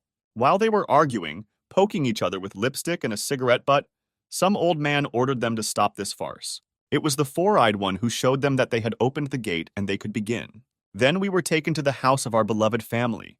It was here that they decided to discuss everything that had happened. They all understood that no one was following them. There were no signs of surveillance. They didn't even drive a car. Lena said that they fired precisely at them, not a single miss. Fearing, she asked the question whether they could get X here too. At the same time, the hero leaned on the table and thought for a long time. He couldn't even imagine how all this happened. Now they will not be able to attack them, all because they will be busy extracting resources. This is their main goal while they are safe. But as soon as the bandits seize the vault, they will immediately come for both the hero and his family. This terrified them. How long they would have to wait. How much time they would have to become stronger. The girls were also scared, because with such a resource of gunpowder, the bandits could turn the entire village into ruins. Even the smart girl Bella was shocked by Peter's words. Even he himself did not know what a bad situation they were in. Then Lena remembered how her brother said that all the gunpowder is underground, which means they won't be able to shoot. And besides, they have a creature of the third rank there. It won't be easy for them. With such confidence, she was still very worried, since they could already kill all the zombies at the reservoir. Later, Carl added that there were no cars nearby, but among the military there could be holders of abilities who do not even need weapons to defeat zombies. It was then that Lena completely despaired. And what should they do, she asked. But Anna and Alan were ready to give up their backs if enemies were aiming at their family. All they had to do was get close, and they would recognize the wrath of their mighty father. He immediately asked his daughter to help him make weapons from gunpowder and to prepare the gunpowder itself. She didn't dare refuse. Only now Peter's head was not empty of all sorts of gloomy thoughts. He constantly thought about how in a past life the village was found a few months later, and now not even a few weeks had passed. Moreover, those military men were very well trained, which can be seen from their equipment and movements. They could also eat the cores of second-rank zombies and become stronger. But even so, they cannot sit still, and attacking now is very risky. There are too many contradictions for one guy. Then there was a sudden touch. It was Bella's hand, which at the moment worked as a sedative. She said that Peter must rely on loved ones and family, and not just on himself. It's too selfish. Just as suddenly, the radio behind them hissed. Something important had happened, and people were trying to notify everyone about it.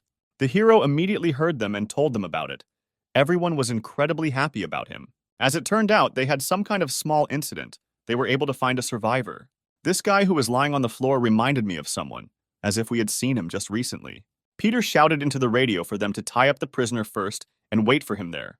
The guy asked why this was necessary, but the truth is, it would be difficult to understand right away. It would take too long to explain to him. As soon as he arrives, he will tell you about all the most important things. With this information, he literally flew out of the house and told the family to stay home, and he himself would return soon. He immediately thought it could be one of the soldiers, which didn't bode well for them. It cannot be that they found them so quickly. It was for this reason that he ordered them to tie up the wanderer. They cannot let him go from here. He met his hated old love, who seemed very happy with him, and also said that they went to the hospital. He calmly told her that she was younger and didn't even pay attention, just like she had all the time up until that moment. This is the true face of this person. She makes cute faces in front of those who need it, and when she doesn't like something, this is a terrible grimace. But it doesn't matter. Peter needs to hurry to that survivor and find out more about him. The guys stood with bats and waited for the main zombie killer to take a look at this stranger. From the outside, he did not at all resemble those armed bandits who captured the reservoir. He also noticed that he doesn't look like them. He looks like someone completely different, just someone. As soon as he raised his head, a scar appeared on his face, a very familiar scar. Is it really him? The one with the scar, the puzzled Peter wondered. Yes, it was our friend Quint, the same guy who told about improvements, about crystal cores, and how he achieved the third stage of development. Suddenly, he opened his eyes. It was clear from his gaze that he was incredibly scared. A woman's scream resounded throughout the entire block, asking what this bastard could have done and who he attacked. Those ropes meant nothing to Quint. Just a second, and he got out of captivity. Peter tried to stop him, after all. They had already met before, so he wouldn't dare run away. And so it turned out, he managed to capture everyone's beloved Nika in order to keep Peter in place. Then came threats that he would kill her if the hero came even one step closer to him. Peter's friend immediately shouted, trying to calm Quint down and convince him that no harm would come to him. Of course, he didn't believe them and continued to claim that they wanted to kill him, and if they tried, he would take Nika with them. He absolutely did not care about the death of his old love. On the contrary, he said that he would kill her as soon as possible. Mr. Teleporter became very worried for this reason, thinking that they were underestimating him and he would not dare to kill. It was then that the hero said that if he had wanted, he would have killed long ago, and the same would have happened to him if they wanted him dead. To this, he has another question. For what purpose did they tie him up, even if they put him in shackles and in a stone bag? He asked him what he would do if a stranger broke into his house and posed a danger to his loved ones and family. Scar has almost ceased to doubt that they are bad guys, even completely peaceful ones. But it's true that in appearance they never look like villains, although this may make you wary. The bayonet no longer lay so confidently in his hand. On the contrary, his hands trembled. His contradictions about their normality became a dogma. Finally, he let Nika go and said that he would like to taste human food, or better yet, even noodles. And what does a person need for happiness? A plate of noodles, and Quint seemed to have conquered Everest, found an oasis after several days without water, like a cold breeze in the summer heat. The rest were very puzzled by the fact that some stranger was sitting at their table and happily devouring noodles. Carl decided to check with his brother whether it was precisely him that he met on that day of the strong explosion. The sister thought that he looked more like a ragamuffin who only eats more, but that's the way it is, so he asks his brother for more. He was greatly embarrassed by the fact that this parasite called Peter brother, but the hero decided to look at him with his new skill in order to see his characteristics. But at the same time, he realized that from that moment, Quint had changed and did not even remember him. Incredibly, earlier the man with the scar himself said that he was at the third stage of development, but here he is only at the first. He noticed it too, lied, pretended he didn't know him or lost his memory. He couldn't understand any of this. Time passed, and Quint ate another bowl of noodles, an incredible appetite. Then he thanked everyone for such a dinner, because without them he would have died of hunger, he says. He didn't care about his gratitude, but he was curious about something, if he wanted to say something. This scared him a little. What to say? The scar repeated in a trembling voice. He leaned against the back of the sofa and asked how the teleport master got to their village. What tailwind brought him here? Quint was afraid that they would not immediately believe him, but he arrived here using teleportation. One might even say he escaped and ended up here. This interested the guy. How did he escape from zombies or something? Peter asks. Exactly. These creatures were chasing me all the way, so I had to resort to teleportation. But why are you so calm? So easy to believe my words about moving, the hero said. So this is a guy from the city, not local, but it sounds true, Peter thought. For someone who is telling the truth, Quint looks too unsure, as if he is worried that he will be exposed. It was then that his close lads questioned him about what the situation was like there, whether there were military personnel, and that all the zombies were supposed to be destroyed there. Before talking about this topic, he constantly stuttered, as it was incredibly difficult to talk about. Everything in the city is very bad. As soon as zombies appeared in it, panic spread on the streets. Someone was trampled by the crowd, someone was run over by cars. He was the only one who was able to hide in a trash can, where he sat for a long time, listening only to screams and screams. The hope still lived in his head that they would come to him, take him out of here and save him. But during all this time, the whole city was filled with zombies. The police failed to cope. Many officers themselves became victims of the virus. Many people tried to defend themselves and repel the bloodthirsty creatures, but died as heroes who fought for themselves and their loved ones. There were also those who committed suicide on their own, without even starting to fight for their own future. All these details were not so interesting to Brother Peter. It was better to be brief and to the point. Quint agreed with him. As a result, his nerves were already giving in. Living on was something like a jackpot, as if for this he had to go through many lives. But he handed the hero a phone with a message that if someone wants to be saved, then he must hunt zombies and eat their crystalline cores. This message also included the fact that everyone who receives abilities will become the chosen ones of God.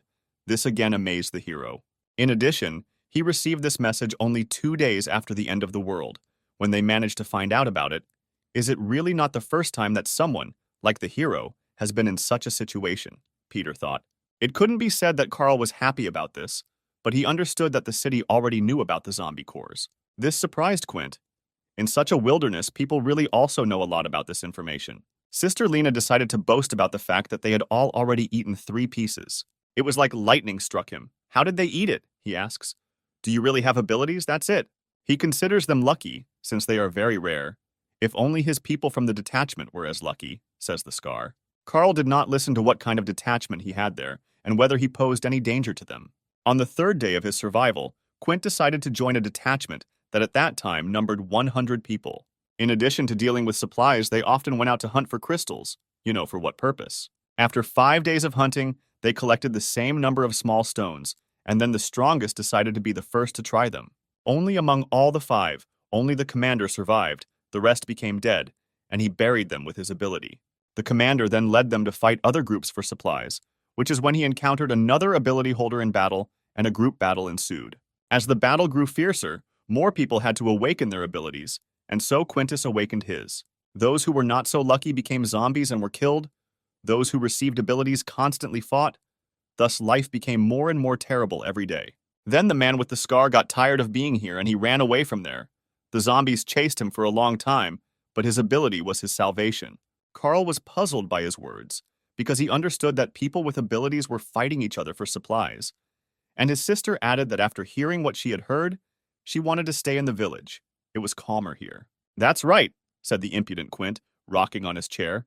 It's quiet and calm here, and the zombies don't bother you. And there is food, which is the most important thing. So be it, he says. I'm staying here. The others were not at all happy about such a tenant. Then the desperate hero looked down and said that it was not so calm here either.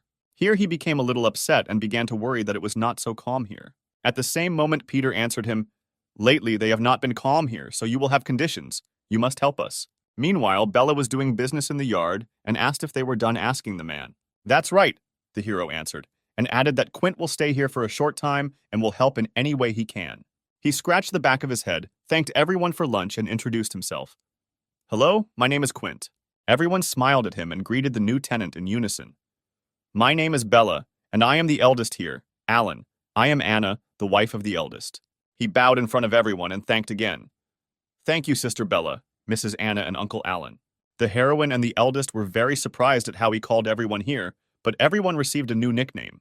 It was then that his sister Lena egged him on, who was surprised that a man in his 30s would call someone who was not much older than 20 that name. He was shocked. I mean, he's over 30. How is this possible? Our hero with the scar asks them all. He just turned 18, he says. Everyone suddenly fell silent. But the truth is, how can he be 18? If Peter himself, with his vision, saw his age, he is, if anything, 28 years old. Lena was so scared, she would never have believed that such an old man was 18. But it couldn't be. Then Quint, upset by his appearance, fell to his knees and said that he might look a little older than his age. But he was not lying to anyone. He was silent for a while, but still said, Okay, I believe you, although I myself saw the true age. Then an old man with a scar came running to him on his knees and said that he looked very callous and cold. He even thought that there would be a lot of problems with him. But in fact, behind this, he was a shell of a kind soul. Of course, the strange thing is that he himself looked at his entire characteristics and was very surprised at his age. Well, okay, they shouldn't care about this. Time is short, so they need to go. He immediately asked where they were going. The hero began to wonder if he really decided to test him, saying that he would find out later. He judged it entirely by his behavior, and therefore there were only two outcomes. Either something really happened to him, or he was faking it too well. Suddenly, the hero was stopped by his beloved Bella, who was very impatiently bringing him something wrapped in cloth. He seemed pleasantly surprised that his ladylove was bringing him a gift. There was some kind of weapon in the fabric, which she found and immediately realized that it would best suit Peter. So I brought it to you, and I immediately blushed. Oh, how I blushed. I was very embarrassed when I carried it. She was clearly very worried that she might not like it, but she still offered. He simply couldn't refuse it. This beautiful blade was named after a strong swordsman. She probably thought that her hero was just as great. He, of course, thanked her and appreciated the blade. After all, it was very good. Not to say that she was happy about this. She was happy as if her second birthday had arrived, as if she had reached one end of the rainbow. After all the gifts, just one, he said that he would be back soon and to call him in case of danger. Time passed. The hero and the man with the scar walked silently towards the same place, and Quint suddenly asked about it. Peter answered him that he himself must find out this place. They are going to find a crystalline core near the mountains. He was shocked by this, why it was so far away but there was no way by car, asks the puzzled Quint. The hero does not need anything if Mr. Teleport is always at hand, who will take them there himself. As it turned out, he had never tried to move someone else besides himself. Well, for the young man it was a great opportunity to try. He tapped me on the shoulder and said, "Let's go." He could no longer refuse him, and said that he would do it since he was so confident in him. Just a second, they crumbled into many particles and disappeared from the village. After moving, they ended up on the roof of one of the high-rise buildings, which can be counted on one hand. Peter was already standing on the roof while Quint hung in his arms. He was the only one unlucky. As soon as the effect of the ability ceased, Old Man Quint hung above a large height and began shouting to the entire village. Instantly, the hero determined that they were in the north of the village, and meanwhile the scar asked him to first lift him to the roof. He didn't want to pay attention to his partner, but after analyzing, he realized that they had moved about 3 kilometers. They were still very far away, so Peter ordered his partner to move on. As it turns out, it tests his abilities, so they will continue until his strength leaves. Here he did not dare to refuse and, with some kind of favor, agreed with him to continue the check. The next teleportation was followed by a loud scream that woke up every living thing in the forest. The hero asked him to stop screaming for no reason.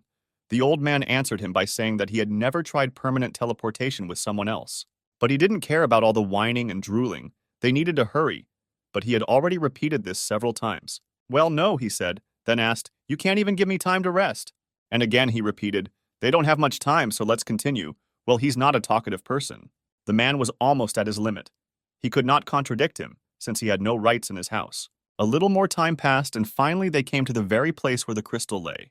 For all the teleportations, he spent all his physical strength and energy. Finally, he asked if they had arrived. The hero replied that yes, they were there. From his analysis, he determined that his ability was not that good and even bad. He did not like such harsh criticism of his powers, after all. The ability is very good. Then he explained his words by saying that the main thing about his strength is that he can control accuracy, and this is only possible within a radius of 100 meters. And besides, he spends almost all his physical energy, so he won't be able to fight teleportation for a long time. He laughed and said that it wasn't that bad, even very good, so he was pleased with his result. And suddenly Peter screamed. He wanted the old man to stop behaving like that. What happened? From the outside, he was like the devil who is interrogating the deceased in order to send him to hell, telling him not to pretend. He was instantly frightened by his new comrade. He did not understand at all what he had done. Peter was not acting strange. He initially wanted to take him away from the family in order to reveal whether Quint was faking it or not. He was clearly tired of watching how this bastard behaved, since they had already met before, and he came to his family as if out of spite. He didn't understand at all what his new comrade meant. How could they have met before if all this time he was just trying to survive? But no one here will listen to him, and there will be no way to escape. The angry hero is already striking. Amazingly, the air around was shaking with such force, it literally cut the air. But Quint was able to escape from the instant attack, continuing to not understand anything. Is he really serious about behaving this way? The Scar wonders. Somehow he did not behave at all like a villain, like the same Quint who suddenly found himself between the hero and the crystalline core. Standing in front of him was like an ordinary person. Nothing unusual. He did not show his true strength. Who is he? What happened to him? Or maybe someone did this to him, Peter asks himself. Maybe then he met a completely different Quint. A different person. Whether it was a second person or someone else. Suddenly, the man with the scar stopped and shouted at his brother to stop chasing him. Then he became really scary. Just like that day, he says he was never afraid of battle, especially not of some kid. This Quint began to scare him. He probably reminded him of that arrogant man with the scar. As soon as he continued to act like a child, he decided to attack Peter with his incredibly slow jump. But he didn't have a chance. It only took a moment for the hero to completely escape the attack. It was a shame to even win such a battle. The old man threw himself face down into the ground, thereby losing. He had hoped for a good battle, but he decided to remain silent because, well, he had nothing to say. This eccentric lay in a cloud of dust and didn't even think about getting up, as he was in a lot of pain. The boy approached him and praised him for not running away like a coward, but continuing to fight. No matter how weak he is, he will be very good for help, commendable. Quint finally got to his feet, saying that he was not happy. They had been checking him for half a day and couldn't trust him. The old man had completely lost hope that he would survive, since the hero behaved as if he would kill every living thing on the way. But all the work is not finished yet. Come back, we will call the others for one job. Time passed and everyone was gathered. Nothing was visible in the middle of the forest due to the gloomy night. As it turned out, they arrived at the reservoir to make up for lost time, to fight back again. The hero announced to his comrades that everyone must act according to the plan that they had all discussed. First they will come, he himself, Brother Carl, and the old man with the scar Quint, who will attack everyone. Mother Anna will stay with her sister Bella to constantly be in touch. Meanwhile, the old man cannot believe that they are attacking at such a moment when they will all be on alert. But the hero told the real truth. These people will be ready to do anything for the sake of these resources. Peter immediately invited Quint to leave from here. If he, of course, so desired, he replied that he was not chickening out. He was just worried about the others. Carl said that they had already discussed everything. They couldn't go back. It was too late. Still, he was worried. But just a little. He wouldn't have dared to refuse. Everything would be against him. Then we were transported a couple of hours before the current events. At the same time, Peter suggested that everyone attack the vault in the evening, which my father did not like. Now they will not attack the enemy's forehead. Another plan, they will attack secretly at the weakest point. This surprised Alan, since his son had previously gone into battle without thinking, but then he developed something ingenious. In this case, they will simply take away all the necessary resources and will not attract unnecessary attention that they do not need. Moreover, they will not be able to attack them if there is not enough gunpowder, and they will not be able to cope with it. Only Carl was interested in one thing: how they would get in unnoticed with reinforced security, and even if they got in, how they would get everything out. He agrees with his brother's words. After all, he's right. It won't be easy, but if you come up with something, you can move mountains. And Quint will help them with this with his incredible penetrating ability. While everyone was discussing the details of the plan, he ate and panicked because he didn't want to fight anyone. Then Peter swore that under no circumstances would he allow anything to happen to their new partner. Carl and he would always help. At that moment, he realized that he was so worried that he had agreed to everything so easily, and now he regretted that his calm life had passed him by. Let's get to the point. Bella gave Peter a walkie-talkie so that they could always get in touch and ask for help. At that very moment, he asked her if she could see on her own what was happening at the reservoir. Doing such a favor for her would never be a problem, especially for Peter. As she noticed, the warehouse was much calmer than before, still the same creature of the third rank and a little of the second. Truth after truth, he said that the enemy had begun to act, which means they should not hesitate. After all, the future is now at stake. He leaves all responsibility for Bella to Mother Anna, who promises to protect the girl even from the wind. With such a mother, they don't have to worry, she said. Go ahead and don't expect anything. Mother gave the trio confidence and they quickly went to the scene of events. Meanwhile, there was only one armed guard at the entrance, who carefully watched every rustle. Carl noticed that there were no people at all. Peter assumed that they were all underground. You couldn't relax at all, and asked Bella's beloved where the zombies were. According to her report, the third rank was in the southeast. The rest of the second ranks were right in the middle.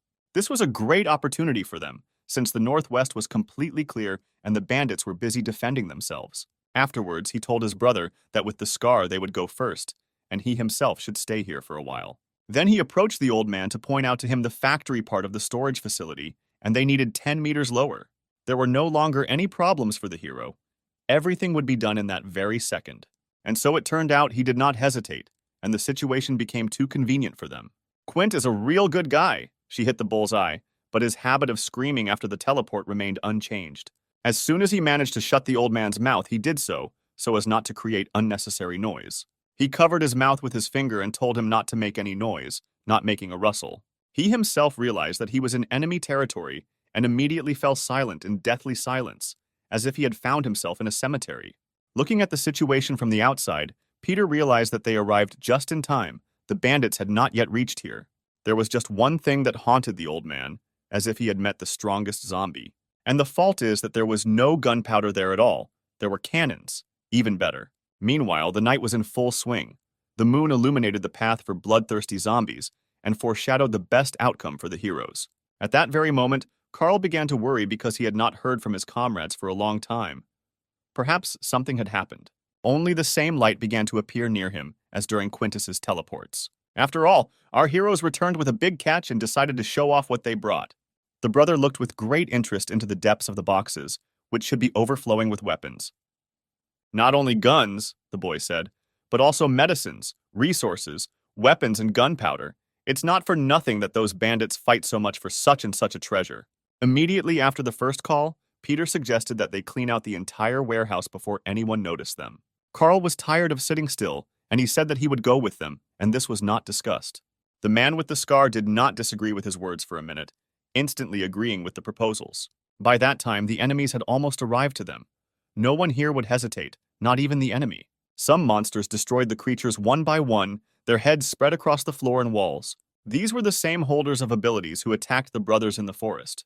After killing one monster, even more zombies of the second rank came running to the noise. Only initially, they did not have a chance against such strong holders of abilities. The fat man swallowed drool until his comrade was almost devoured by some creature, but did not twitch. Still, he realized that there were too many zombies, and they were all of second rank. It was not so easy with them. Someone crushed the head of one of the creatures and said that this was even better. This way, killing monsters is much better than catching them one by one and wasting a lot of time on it. The two were a little upset that they had never met the third rank. The fat man even wanted to tame him. But the old man was sure that if such a monster met them, then only one outcome awaited them. And waiting for them, the strange old man said gloomily, "Only death will await you." This horrified the guys. They didn't even dare to think that such an expert didn't believe in their strength. And then suddenly, a gigantic explosion thundered across the entire storage facility, which alerted everyone. What a horror! One of the guys was bitten by a zombie. He was so scared, he was bleeding all over. He begged for help with all his might and spent almost all his energy shouting to them. The brother decided not to abandon his comrade in difficult times and said that he would definitely help him. This madman decided to give away a rank 2 crystal core for absorption to test his luck. He smiled evilly and said that he could become like them or die like hundreds of others. But apparently his mind was leaving him. There was no life in him, and they didn't wait for an answer. Apparently everything was over with him. He didn't understand why this guy was afraid, why he wasn't eating this crystal. You can become the chosen one of God himself, become godlike, ascend to heaven, why don't you eat? Asks the madman. Only before he had time to adjust his almost dead comrade in his own way, a bullet flew in front of his temple. This bullet was completely aimed at that guy. Someone decided not to give him a chance to escape. This guy fired his bullet to stop the horror that this mutated freak with balls had created. The man was not at all happy with these words. He asked to repeat the words that this daredevil said. He pointed the gun and asked if he really wanted to hear these words again. Later he said, "So listen, get out of here, you mutated freak." The man was furious. It was clear from him that he was ready to kill him and directly told him about it. The old man ordered them to stop. Would he really allow some soldier to humiliate his comrades? And the reason is clear. Cooperation is important for everyone here. No one will work for nothing. And finally, he asked the blonde if he knew what the most important value in being a leader is. And the point is that you can always cut off branches that have not grown the way the leader needed, hinting at them. The old man approached the employee and asked him to give an order to his people so that they would follow the shots. The smell of sulfur had already appeared. The commander did not break down in front of him. Among that strange trio, he treated the old man better than anyone. Then came orders for the soldiers to take knives and shoot only when ordered. Enough time has passed that the warehouse is empty of most supplies.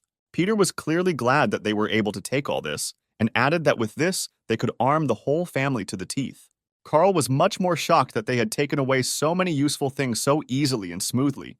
It would not leave them behind for a long time. He touched Quint and asked if everything was okay with him, if they could continue to move. Everything was fine, but it was a little tiring to carry so much stuff at once, so I ran out of strength. Carl asked if they had the opportunity to take a break or catch their breath. Unfortunately, they have very little time. The zombies won't detain those people for long, so they need to hurry. Later, he added that they needed to bring some more medicine. This would be the last call. Nevertheless, he decided, and gathered his strength to take all the treasures of this place. In this case, they disappeared with some kind of heaviness. There was no face on Quintus. Would everything be so good? Everyone stood confidently, but the old man with the scar could barely stand on his feet. His head drooped, as if he would faint. Further, the brothers did not pay attention to the condition of their comrade, while they discussed how they would load the remaining supplies and then burn the warehouse to hell. Quint found it harder to keep on his feet. But not this. Everything led exactly to one thing. His powers were not endless, and he, of course, fell with a roar. The boys heard a rumble behind them, their last key to salvation falling before their eyes. Carl realized that the old man fell from fatigue. He already had no strength, and then they became greedy. They realized that their partner could not yet use his abilities so often, but for now, they needed to take him to a safe place. The main danger was approaching them. At the entrance, one could see the silhouettes of a crowd of people heading here. In front was the very trio that should be the most dangerous among all the military. The guys managed to notice the uninvited guests who arrived at the most inconvenient moment. These people explored with great interest the surroundings of the gigantic warehouse, which was filled to the brim with supplies. The guy couldn't understand why they didn't come here right away, why they didn't come to this warehouse. Meanwhile, the old man reminded them of the deal and its conditions, that they had to take their medicine and food. They didn't need anything more. As soon as he reminded the commander about the conditions, he immediately began to smile evilly, as if this deal meant nothing to him. That's right. They initially decided to betray the employees. The old man was the first one she put lead into, but his head reacted strangely to it. The sniper was initially waiting for a good moment to deliver the decisive blow and cut off the heads of the unfortunate mutants. In appearance, one could say that they did not expect a setup from them. It was this guy who was truly scared. Then they immediately pinned him to the floor, where he stopped moving completely.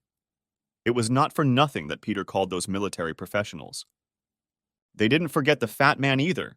A bullet also hit him and wounded him right in the stomach, the most painful place. All of them were defeated, but they themselves did not want to start conflicts out of nowhere. They even somehow felt sorry for them. And so the commander inserted a couple of his words about how pitiful these people chosen by God look. Where is their strength, power, might, and authority? Where have they all gone? Did they really think that the military would really share supplies?